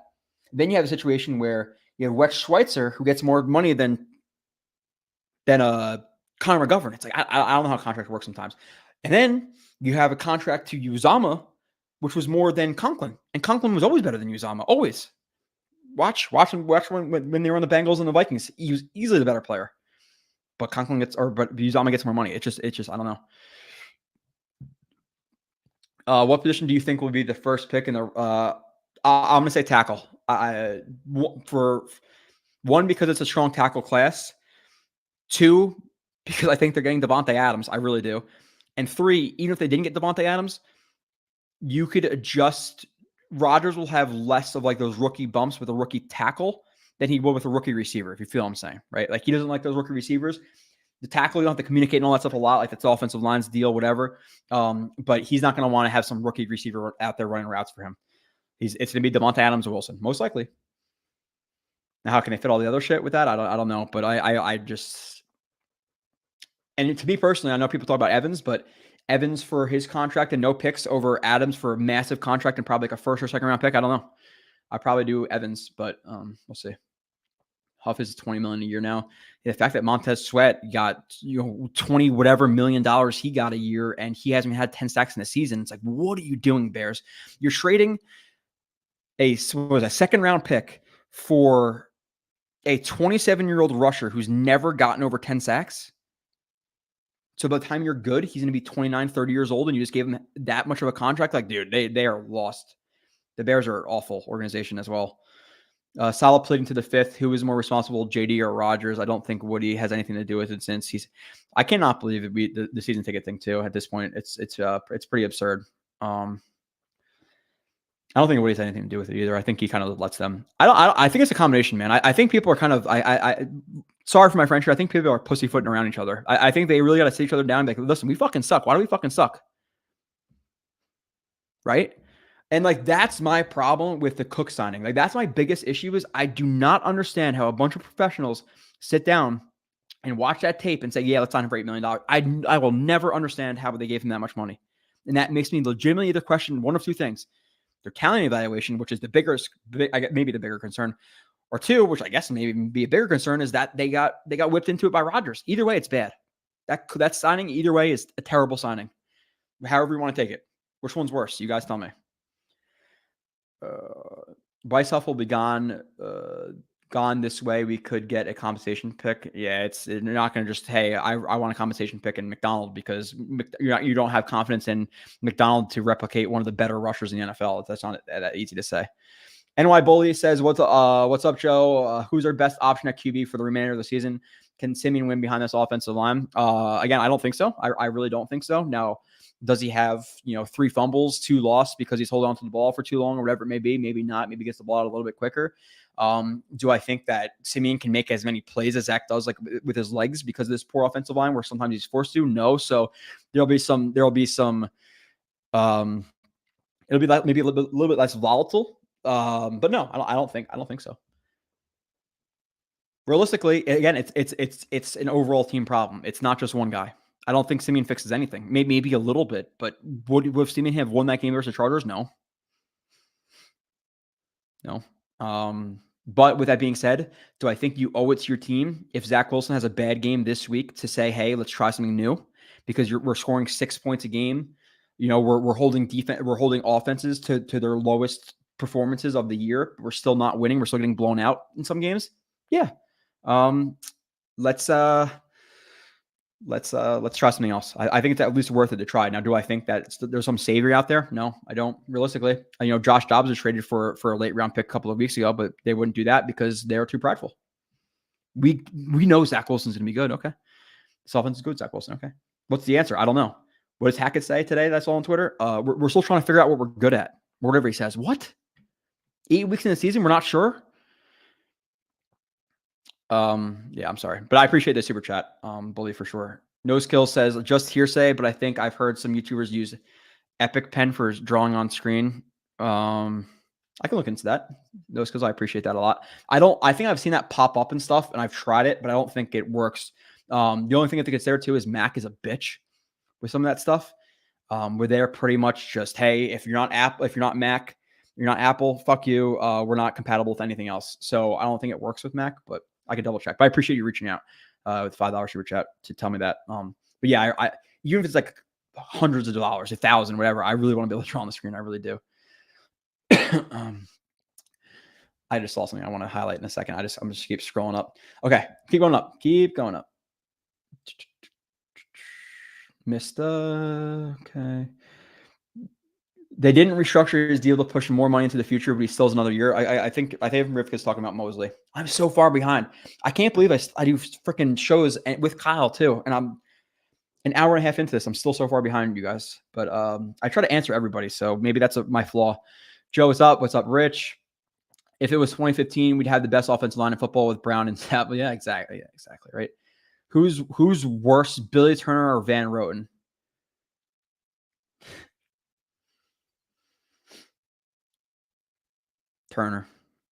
Turner's worse. He's worse. Now, Van Roten has some very bad plays, but he's not as volatile. He's that's a good one. I like that, Marvin Guns. You've been here for a minute. I like that. I know that Rivka is not something I want to happen. Okay, you guys are talking about it. Okay, Van Roten has somehow become a good lineman. Yeah, but you're seeing that because of PFF and PFF. Rivka, correct me if I'm wrong here. I think Nani just put up something that I think CJ Uzama has a higher grade for the Jets this season than Breece Hall did. I don't know if that was after this week or maybe before this week, but either way. Okay. Joe, I'm more interested in your feedback regarding Zach because you watched the film and shape your opinion based on real evidence as opposed to raw emotions. What have your this is such a hard fight. Highlander, I honestly, it's a really hard question to answer because I've kind of been talking about it for like an hour and a half. So I don't know really what else to specifically add. Overall, he's a backup level quarterback behind a really shitty offensive line with shitty receivers minus Garrett Wilson. Nobody can get separation with a shitty OC. Right? Like Zach holds onto the ball for too long. There's times he gets off of his read too quickly. There's times he hangs on for too long. The ball security, there's times he can doesn't. Ever talk about the Michael Carter thing, the flip to him when he had that wide open lane to run. I explained in the film show that's a little bit more of the crowd to pause the screen and say, hey, this is what I seen him. Like that's a little bit more difficult than some people imagine it to be because by the time he steps up and through the pocket, he sees Michael Carter, and then Michael Carter's here, and there's a linebacker. So Michael Carter's here. You have Zach Wilson who steps up into the pocket, and then Carter is right over top of him. And there's a linebacker all the way over here when he steps up into the pocket. So he probably just saw a step up into the pocket, Michael Carter wide open. He didn't see that linebacker. By the time he throws the ball, the linebacker's there. It's not like the linebackers are standing right over top of him. It's people being a little bit crazy with that one. Overall, it's now he's skipping passes. Now he's reverse pivoting out of the pocket instead of stepping up. He's missing throws. He's not confident. There's a lot of problems. He's turning into 22 with Zach Wilson. The last 2 weeks, he's 2022 Zach Wilson. Chiefs game, okay. The Eagles game, there's a few good plays. Broncos game, okay. Buy some positivity. All right, I'm with it. But he's turning back into what he was. I think the pleading the fifth thing is way overblown. I think in the back of his mind, he's saying this offensive line is garbage right now. Am I crazy? I think he knows it's a clusterfuck. I do, but I also acknowledge he's a head coach. He's got to change some shit up and figure it out. Right. I don't know what people are talking about Snoopy with. I think he said something about being real. So I appreciate it again from Snoopy and then Rich DeBow and Chris agreeing with you. Also really like Nani. Nani's got some heat this year, man. Nani got heat with the Dalvin Cook thing, which by the way, every one of you motherfuckers who hated on him for that, he was 1,000% right and you guys were all wrong. So apologize. And he didn't deserve that shit being called nerd all the time, which by the way, some of the shit that happened last week, maybe people shouldn't subliminally fucking shit on him all the time and maybe he wouldn't snap at people. That's all I'm going to say. I'm not getting into it much more than that, but let's not talk shit and act like the victim. But nonetheless, apply that how you want to.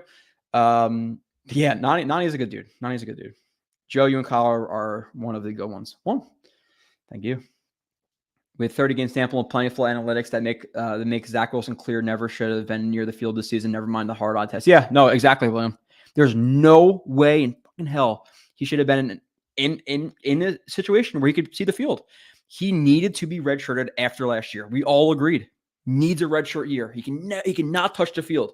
And the thing is, too, like you saw Zach Wilson in, earlier on in the season, the Chiefs game, not the Chiefs game, the Cowboys game, people shit on for that. He's actually pretty good in that game. I don't give a fuck what anybody else says.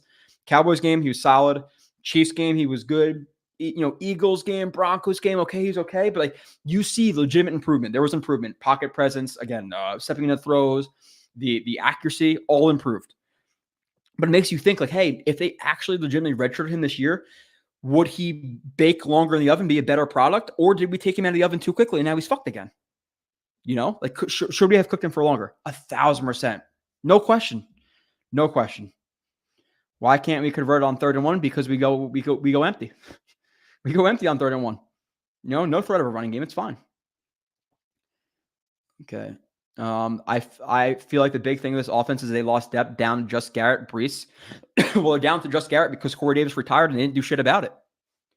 Hardman, they brought it in, and that's another signing. That's another one. You guys were here, or the guys who were here. Did I ever like the Hardman signing? No. They get rid of him. It's like, oh my God, like we could have seen that from 1,000 miles away. He's not a guy who like even meshes with Rodgers. I never understood that signing. They get rid of him. Corey Davis retires, but they just said, fuck it. Lazard's a good 2. Xavier Gibson, he'll be a great 4 or 3. We need to, okay. Narnia, Blessington are good. I like Buffalo Jets fan. Yeah, I like everybody. Again, certain people are, they had some people are graphics, certain people are hot takes, certain people are yelling, certain people are calmness, some people are just fucking idiots. It depends. There's a lot of people who like idiots. There's a lot of idiots out there. That's for sure. You guys know that too. I'm sure you guys have to know at this point. Especially, I don't know. Watch a film. I watch educated people. That's what I tend to do. And I really was like, when I first got into this, I was really not enthralled, but I was like fascinated by all these people. Like, oh my God, it's so great. And you start watching a film, you start listening to people's opinions. You're like, you just didn't watch. There is no that you're wrong. I'm smarter than you know that. There's just no, you did not watch. But you speak like you watched. And that's what a lot of it is. I think it's irresponsible for people to talk so strongly about players and never watch them. I want this motherfucker. I want Kayvon Thibodeau. I want Kayvon Thibodeau. I want Kayvon Thibodeau. And the reasoning is I watched 5 minutes of YouTube highlights, and that's why I want this player. And I will fight you tooth and nail. And that's a larger problem. That kind of correlates into the whole country, right? But like, to me, it was irresponsible. And when I first started doing podcasting, it was like that. It was I was on Jet Nation, and I love Jet Nation. I love Phil. The owner's amazing. He's an amazing dude. The owner of Jet Nation. He lives like around the block. Great dude. But I got there, and it was all Geno Smith, Sheldon Richardson, Wilkerson. Geno Smith, Sheldon Richardson, Wilkerson. And then just making up bullshit stuff that sounded great about other players and we didn't know what we were talking about. And I felt like a fucking hack. I do. Or I did. And that's why I changed shit. I don't like speaking about stuff passionately that I don't have any idea what I'm talking about. I can never personally do that. I would just not do it. If I lose the time to watch film and do all that stuff, I'm not going to talk on the podcast because I'm not going to talk about stuff that I watch from the broadcast angle, even with, maybe somewhat more of a trained eye, at least versus some other people. I'm not saying everybody, but I feel exactly the same way. Just give me fucking, I'll gladly lose a game 37-38. How exciting that would be.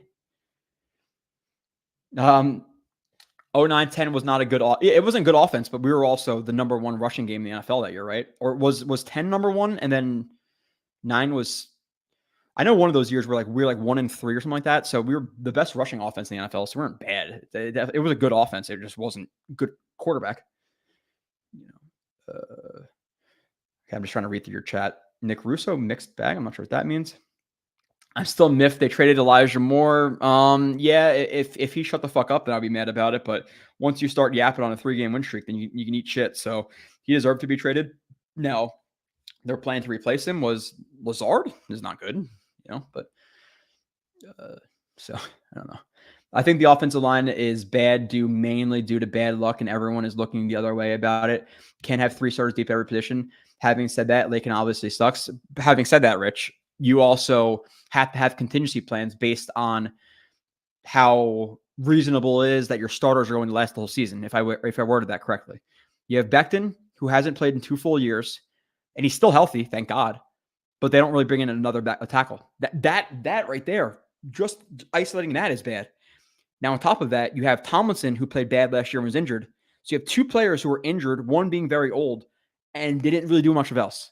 So, yeah, you could say that, but it's not like we have Lane Johnson, a right tackle, who's been so consistent, he never gets injured. Then, yeah, I can understand, okay, he gets injured as a one-off thing, and now we don't have a plan.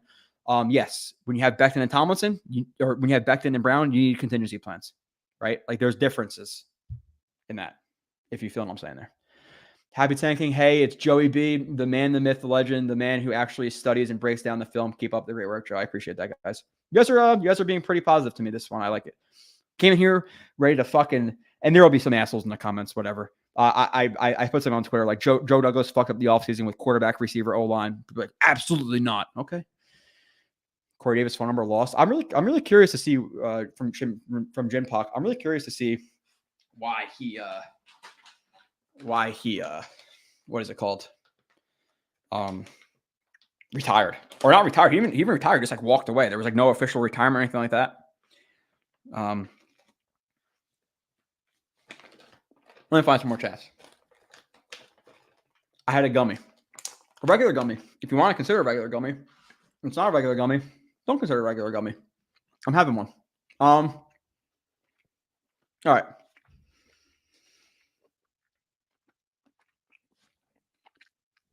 All right. Had to choke that down. Not the best to chew on stream, but it's all good. The problem is Zach is thinking too much. Yeah. Clemens is playing more snaps than he did last season. It's insane. You know the funny part about that is, Rivko, I'm late. Maybe it's because I'm lazy and I'm watching all these bullshit fucking games from the Jets. I haven't even noticed that he's been playing more. I haven't even noticed. And there's some times where like and again, maybe I shouldn't do this, but when you watch all this bullshit football, I start to watch film with like a glazed eye, where I'm just like, next play. It's like I won't notice some shit that I would if I was more attentive and they were winning. So.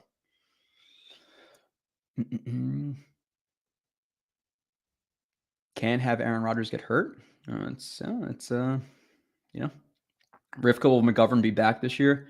Well, he's on IR. Yeah, he's gonna be back, right? And you're asking Rivka, but he had a dislocated kneecap. Then they put him on IR, but I believe he should be able to come back.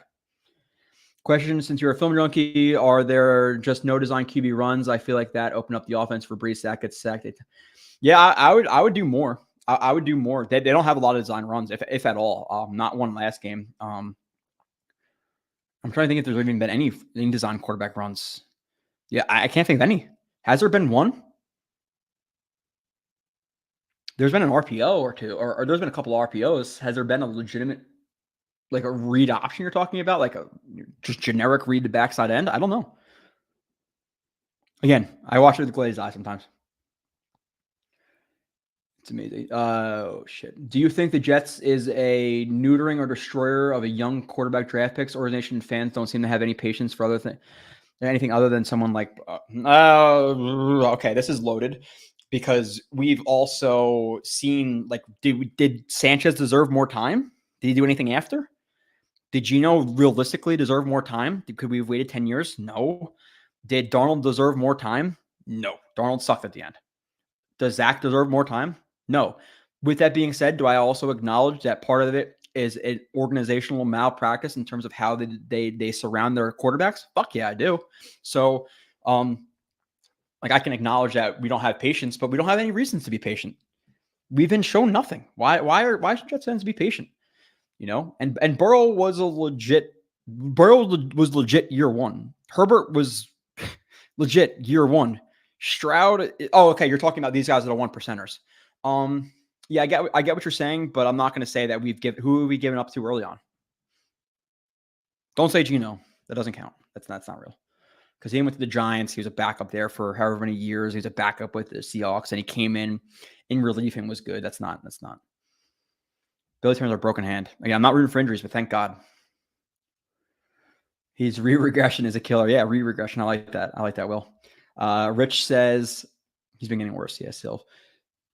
What's even more frustrating is he's going to go out and have a solid to good game this week, just like going to Chiefs. We were done with Zach. Listen, and even if he does, like, even if he has a good game, then fuck it. Like, okay, let's ride it out again, and get our hearts our hearts broken, because if your heart was full of Zach Wilson after a couple of good games, then you're an idiot. But just give me a good game. Fuck it, I don't care. I'm not gonna root against a good game, because I don't think Simeon's doing much different anyway. Pretty realistic. Damn, you guys have really lit up the chat. I love it. Solo shows, great content. I appreciate that, Ray. Why do they go empty backfield or wildcat on third down? That's infuriating, right? No skills. And that was more last week. They got the wildcat play this game, but third down and there's no running back in the backfield drives me bananas. Now, if it's third down and 5, okay. 3rd and 4, have to throw the running back. Even 5, depending on the running back. Okay, I can see that. But if it's like 3rd and 2, 3rd and 3, and there's no running back in the backfield, it drives me fucking nuts. And they do that sometimes. Yeah. Okay. We got some Zach defending, and like I get it to a certain extent, but again, it's not just a Zach problem. If you're acting it's just Zach, that's crazy. With that being said, Zach been good enough? No, right? We can acknowledge that there's multiple things that are not working.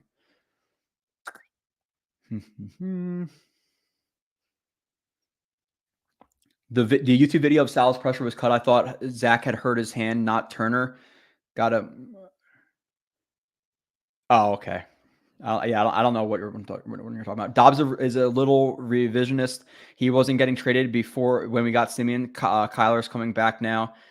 Yeah, okay, sure, revisionist. I was just mentioning general names, general names who are available in the offseason. I'm not saying, and yes, it was Dobbs a little bit revisionist in terms of like the trade deadline. Yeah, sure, because we already got Simeon, 100%. My problem is they should have brought in a backup quarterback in April. Or 4 seconds after Rodgers gets injured, you start making calls. But no, fine. Let's double down on Zach Wilson. We benched him last year. These last 6 months must have really changed him, because now we went from absolutely no faith to total faith in not a year that after Rodgers went down. No, is it a Super Bowl or bust year anymore? Absolutely not. And we acknowledge that. With that being said, do we have the longest drought in playoff sports and the fans they got absolutely shitting on the last 15 years of our fandom? Yeah. So maybe do something to, Jacoby Brissett, does he bring this team to the playoffs? Does Minshew? Does Dobbs? Probably, or at least a lot better chance than we have right now. I don't know.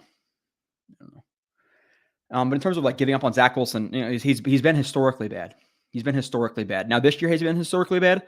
I'm not going to say so. The offense has been, but I think it's a larger part of the problem than just Zach. But with that being said, it's still not good enough, right? Like I'm not going to say, oh, people fucking need you're assholes for thinking Zach, for not giving Zach more time. It's been 3 years of pretty bad play. Drunk rant. No drunk rants. I'm not going to do it. I'm gonna chill during the Raiders game. Bro, people type correctly. Holy shit, bro! Can people type correctly? Well, you did just have PPL, so I don't know, Matthew Smith. I don't know who you're talking to, but yeah, sometimes it's hard to read some stuff. Okay. Sal isn't the Zach pusher. He knows he's killed with his own. He has to watch it and know it. He has to. I could find a better quarterback working at a shop right tomorrow. I live in South Florida. I've got to find, and like especially like travelers too, obviously. And people make it out to be like, hey, if you go to games, you're more important. It's not that. Does going to games make the experience more? It's not like the way to word it, like more impactful, kind of, because it's like a 12-hour day. Like if I was sitting at home during the Chargers game, I'm hanging out, I'm getting shit done, I'm doing laundry, I'm playing with my dog, I'm hanging out with my wife, doing whatever. I turn the game on, it sucks. 3 hours later, I turn it off. That's okay. But waking up at 7, driving, getting everything set up, taking everything out, putting everything away, walking to the game, driving back in traffic, paying for the tickets, paying for the parking pass, it fucking makes it suck extra. And when you travel, especially, it sucks even extra because you're spending thousands of dollars to get here. Hotel, plane, food. Going to Carolina a couple of years ago was not fun. Going to Dallas last year was not fun. Green Bay is always going to be the best trip of my life. There's nothing that's going to pass that. And it's not Green Bay for Green Bay necessarily. It's the fact that we went there. We went to the Bears game. I lost the bet to Matthew. I forget his last name, but one of the listeners, I'm sure he'll mention it. Lost the bet to Matthew. I wore a Winnie the Pooh costume to Chicago. It was fucking awesome. I thought I was going to get jumped. I didn't. I had a good time in the Winnie the Pooh costume. Friday, we hit a bunch of breweries. Saturday, we went skydiving. Sunday, we beat the shit out of Aaron Rodgers and the Packers in Lambeau. I don't think there's anything that's going to pass that. I just can't see it. Unless it's like a Super Bowl or like a playoff win or something like that. But yeah, Soldier Field, Lambeau, skydiving, breweries. I don't think there's a much better trip in my opinion. Skydiving in a Sauce jersey, by the way, which I still have the video of. Was there another bad Hackett before? Yeah, his dad. Was it Paul Hackett? Older fans, remind me. Not older fans, middle-aged fans. I just don't know. Chuck Clark is a UFA. Yeah, I would love T. Higgins. T. Higgins would be great. Now, I would say all things being equal, like Devontae won because he has a connection with Rodgers, and if we're trying to win a Super Bowl, which we are, Adams won for just those 2 years. T. Higgins 2 because Higgins is younger than Evans. Evans 3. T. Higgins is going to cost the most out of him and Evans, obviously. Now, is he going to get franchise tag? Like a lot of people are saying, T. Higgins, but who are the Bengals paying where they're not going to be able to pay T. Higgins? Because you typically don't let stud receivers on Super Bowl type teams walk, So,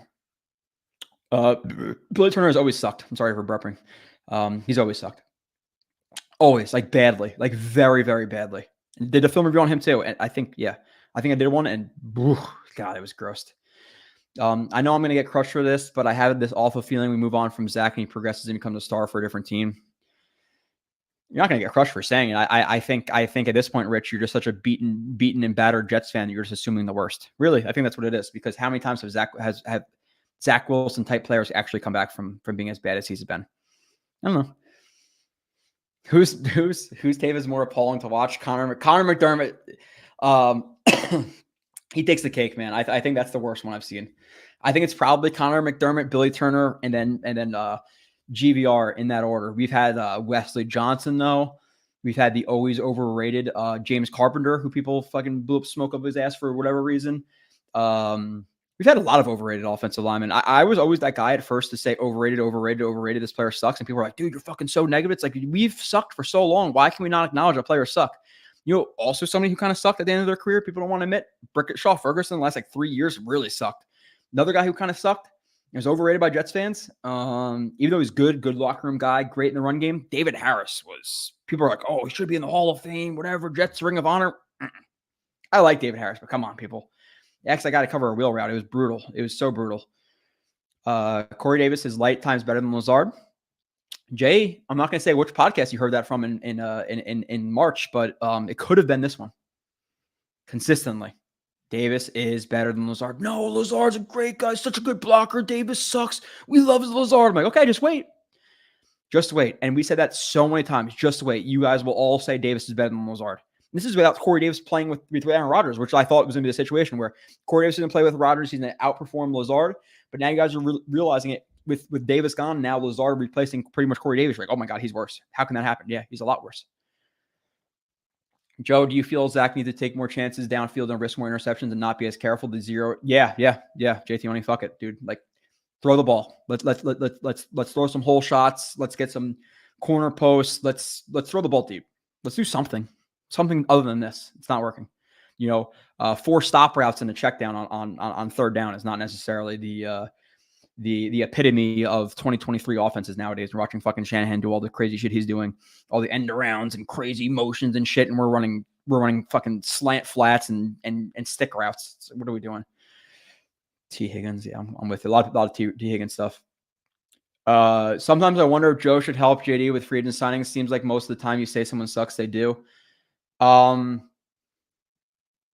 don't know, man. Like this is something like that's. I think it's a little bit kind of like I don't want to get into a deep thing here. I don't know. I really don't, Rich, because like I'm watching it and I'm pretty consistent, relatively consistently telling you guys like this guy is not going to be very good. This guy sucks. That guy sucks. Evan Neal sucks. Whoever, and I'll miss on guys 100%. Andrew Thomas, I missed on. Even though he was successful after his first year. His first year, he was a player. He was at Georgia. Then he changed his technique and all that stuff. Then he became a better player. Nonetheless, I don't know, man. I really don't, because I would have never signed Dalvin Cook. Never would have had Uzama for the money. Never would have had fucking Lake and Tomlinson. I don't know. You answer the question. I can't. There's things I missed on, but not as many as they missed on. I don't know, man. A lot of people will say that too. Like, oh, I could be a better GM. I'm not even saying GM, but like, who are their talent evaluators? Or are they just a bunch of like just mouthpieces? Like, are they just, oh yeah, we agree with everything you say? Like, I don't know what it is, man. I do not know how you watch these players and decide to take them. Come here for honest critiques of this team. Can't get better unless we talk about the negatives and how to address them. Joe Kyle and you are top. Joe Kyle and you are top notch. Change for no one. I think you're talking about Rivka. Unless you think my name is not Joe. Hey Joe, I don't know if you saw this stat, but it really shows how bad this offense has been. The Jets offense is 23 for 104 on third down this season, a conversion rate of 22%. Yeah, man. And there's some teams who are like around 50%. Even the other teams who are like bad, but not as bad as us are like 35, 30. Like we are very, very, very far below other teams in third down. And the red zone, we're one of the worst, if not the worst. You know, I don't know. You called out Hardman. You said Lakin was overrated. Said Whitehead can't tackle. You said Lazard hands suck a bunch more. Thanks, Rich. The good thing about having streams is you could always go back and like listen, you know. And the bad thing sometimes is you can always go back and listen. I think we've been more right than wrong. But yeah, Hardman, dude. You talk about hands. You talk about undisciplined route running. I don't like the player at all. I really don't. Moore has done almost nothing with Cleveland. Has he done more? Yeah, I don't know. That's one I'm willing to take the L on. I think he's a better player than he shows on the field, and maybe it's a shitty mentality thing because didn't he like not get targets or whatever a couple of weeks ago, and he put up those God tweets on Twitter, and I don't know what it is, and I'm sorry if I'm speaking out of turn and offend anybody, but if you're gonna be offended by this, and I don't know, eat it, whatever, just having a real conversation here. It seems like every guy on Twitter who is all about like putting up God quotes and Palms 23:10 and all this bullshit are always a bunch of assholes. Why? And it's the same thing in real life, dude. Like, I'm not even trying to be whatever here, but like a lot of those guys who go to church and shit, like the first people to like, you know, fuck your wife and I don't know, do some tax scam. Guys in button up shirts and shit and fucking beating their wives and stuff. It's like, I don't know. I don't stay away from the church, dude. Priests are raping people and stuff. I don't know. I'm good here, dude. I'm good here, but I don't know how we got into God. I do, Elijah Moore, but people at churches are sketchy. The priests are sketchy. The people who put out their quotes are sketchy. I don't know.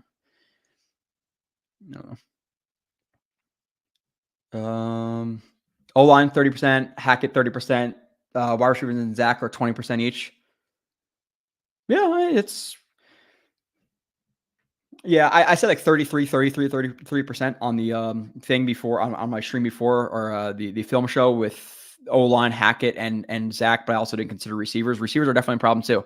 Let's just make 25. It's really been that bad. And even Garrett Wilson, and I love Garrett Wilson, I really do. The thing with that being said is Garrett Wilson's a very good player. Garrett Wilson has not performed up to my individual expectations of him. My individual expectations of him, to preface it, are a top 5, top 10 receiver. Garrett Wilson at times this year has dropped some balls that were in his hands. The Cowboys game, he didn't fight for the ball over the middle. He had the penalty. He had the fumble. So he's been good. He has not been elite, or he's been great, not been elite, right? Like, I think he's an elite player. He's been good or great. You know what I'm saying? So relative expectations, he's been a little bit disappointing this year as well. Sorry. Just being honest.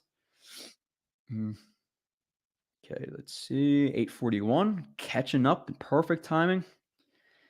I have nightmares of Zach Wilson scrambling 10 yards backwards for a loss or overthrowing receivers. Yeah, and that was Zach Wilson in 2022, and he kind of cut that out in 2023 into the last 2 weeks. Coming back.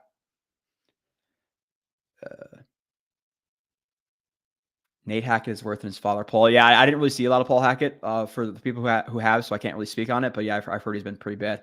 Jonathan Harrison, yeah, he was a really bad. I think Wesley Johnson might have been worse than Jonathan Harrison, but they were all really, really bad. Ryan Khalil at center was a bad one. James Carpenter. We've had so many bad players, man. Especially on the offensive line. Our offensive line has always sucked. Always. At least since 2010. The offensive line's been bottom 10 every year since then. I can't remember one year where it wasn't.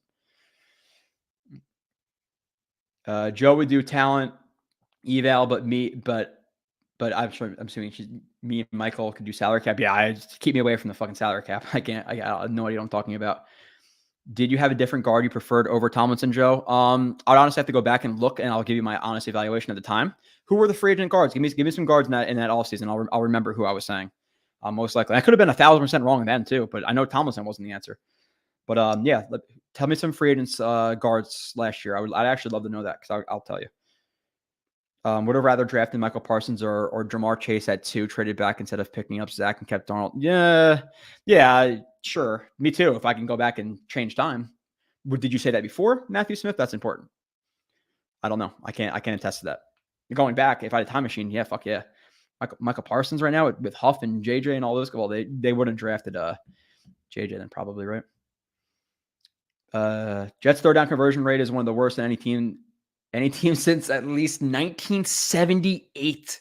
1978. Do you realize how crazy that is? 40 years. We're the worst third down team in 40 years. Are we bad enough for that? Is that just a Zach thing? Is it just, it's again, a combination of all of it? What about Quincy? Did you think he was going to be this good? No. I don't think anybody did. I don't think the Jets did, to be transparent. I think Quincy was a good player. I think when you take good play, well, with that being said, Saleh and Douglas have developed a lot of good linebackers, from the Warners and whatever when they were there. Deion Jones, when Ulbrich was there with the Falcons. So they have history of developing linebackers. So you take a very moldable piece of clay and he's an elite athlete and you pair him with them. You think that he's going to get much better. Did I think he was going to play like the best linebacker in the NFL or one of the best linebackers in the NFL this year? No, but there was also no evidence that he would change into this player. How can you see a guy consistently missing tackles, over pursuing, and then say, okay, well, next year he's going to not over pursue and not miss tackles? Like it's not very possible. So there are some things that can click for players that you can't necessarily evaluate. I think that's a really part of the problem in terms of evaluating guys in college. Like you can't, I can't get into Zach Wilson's head. I can't interview him. I can't ask his family how he is or his coaches or whatever. I can't see that Mims is a mental midget, prior to drafting him or whatever. Like, so we're as fans and evaluators and whoever are missing typically like 95% of the pie. Maybe not 95. Film's a pretty big chunk, but we're missing a lot of the pie. So no, I did anybody? Was there one person in the world who said Quincy Williams would be a top 5 linebacker this year? I don't think so, but yeah. I didn't mean to get myself in trouble this one. I'm just saying a lot of the guys who are douches kind of put up some Bible verses. Okay, maybe, yeah, let's see. I knew I was getting in trouble for that one.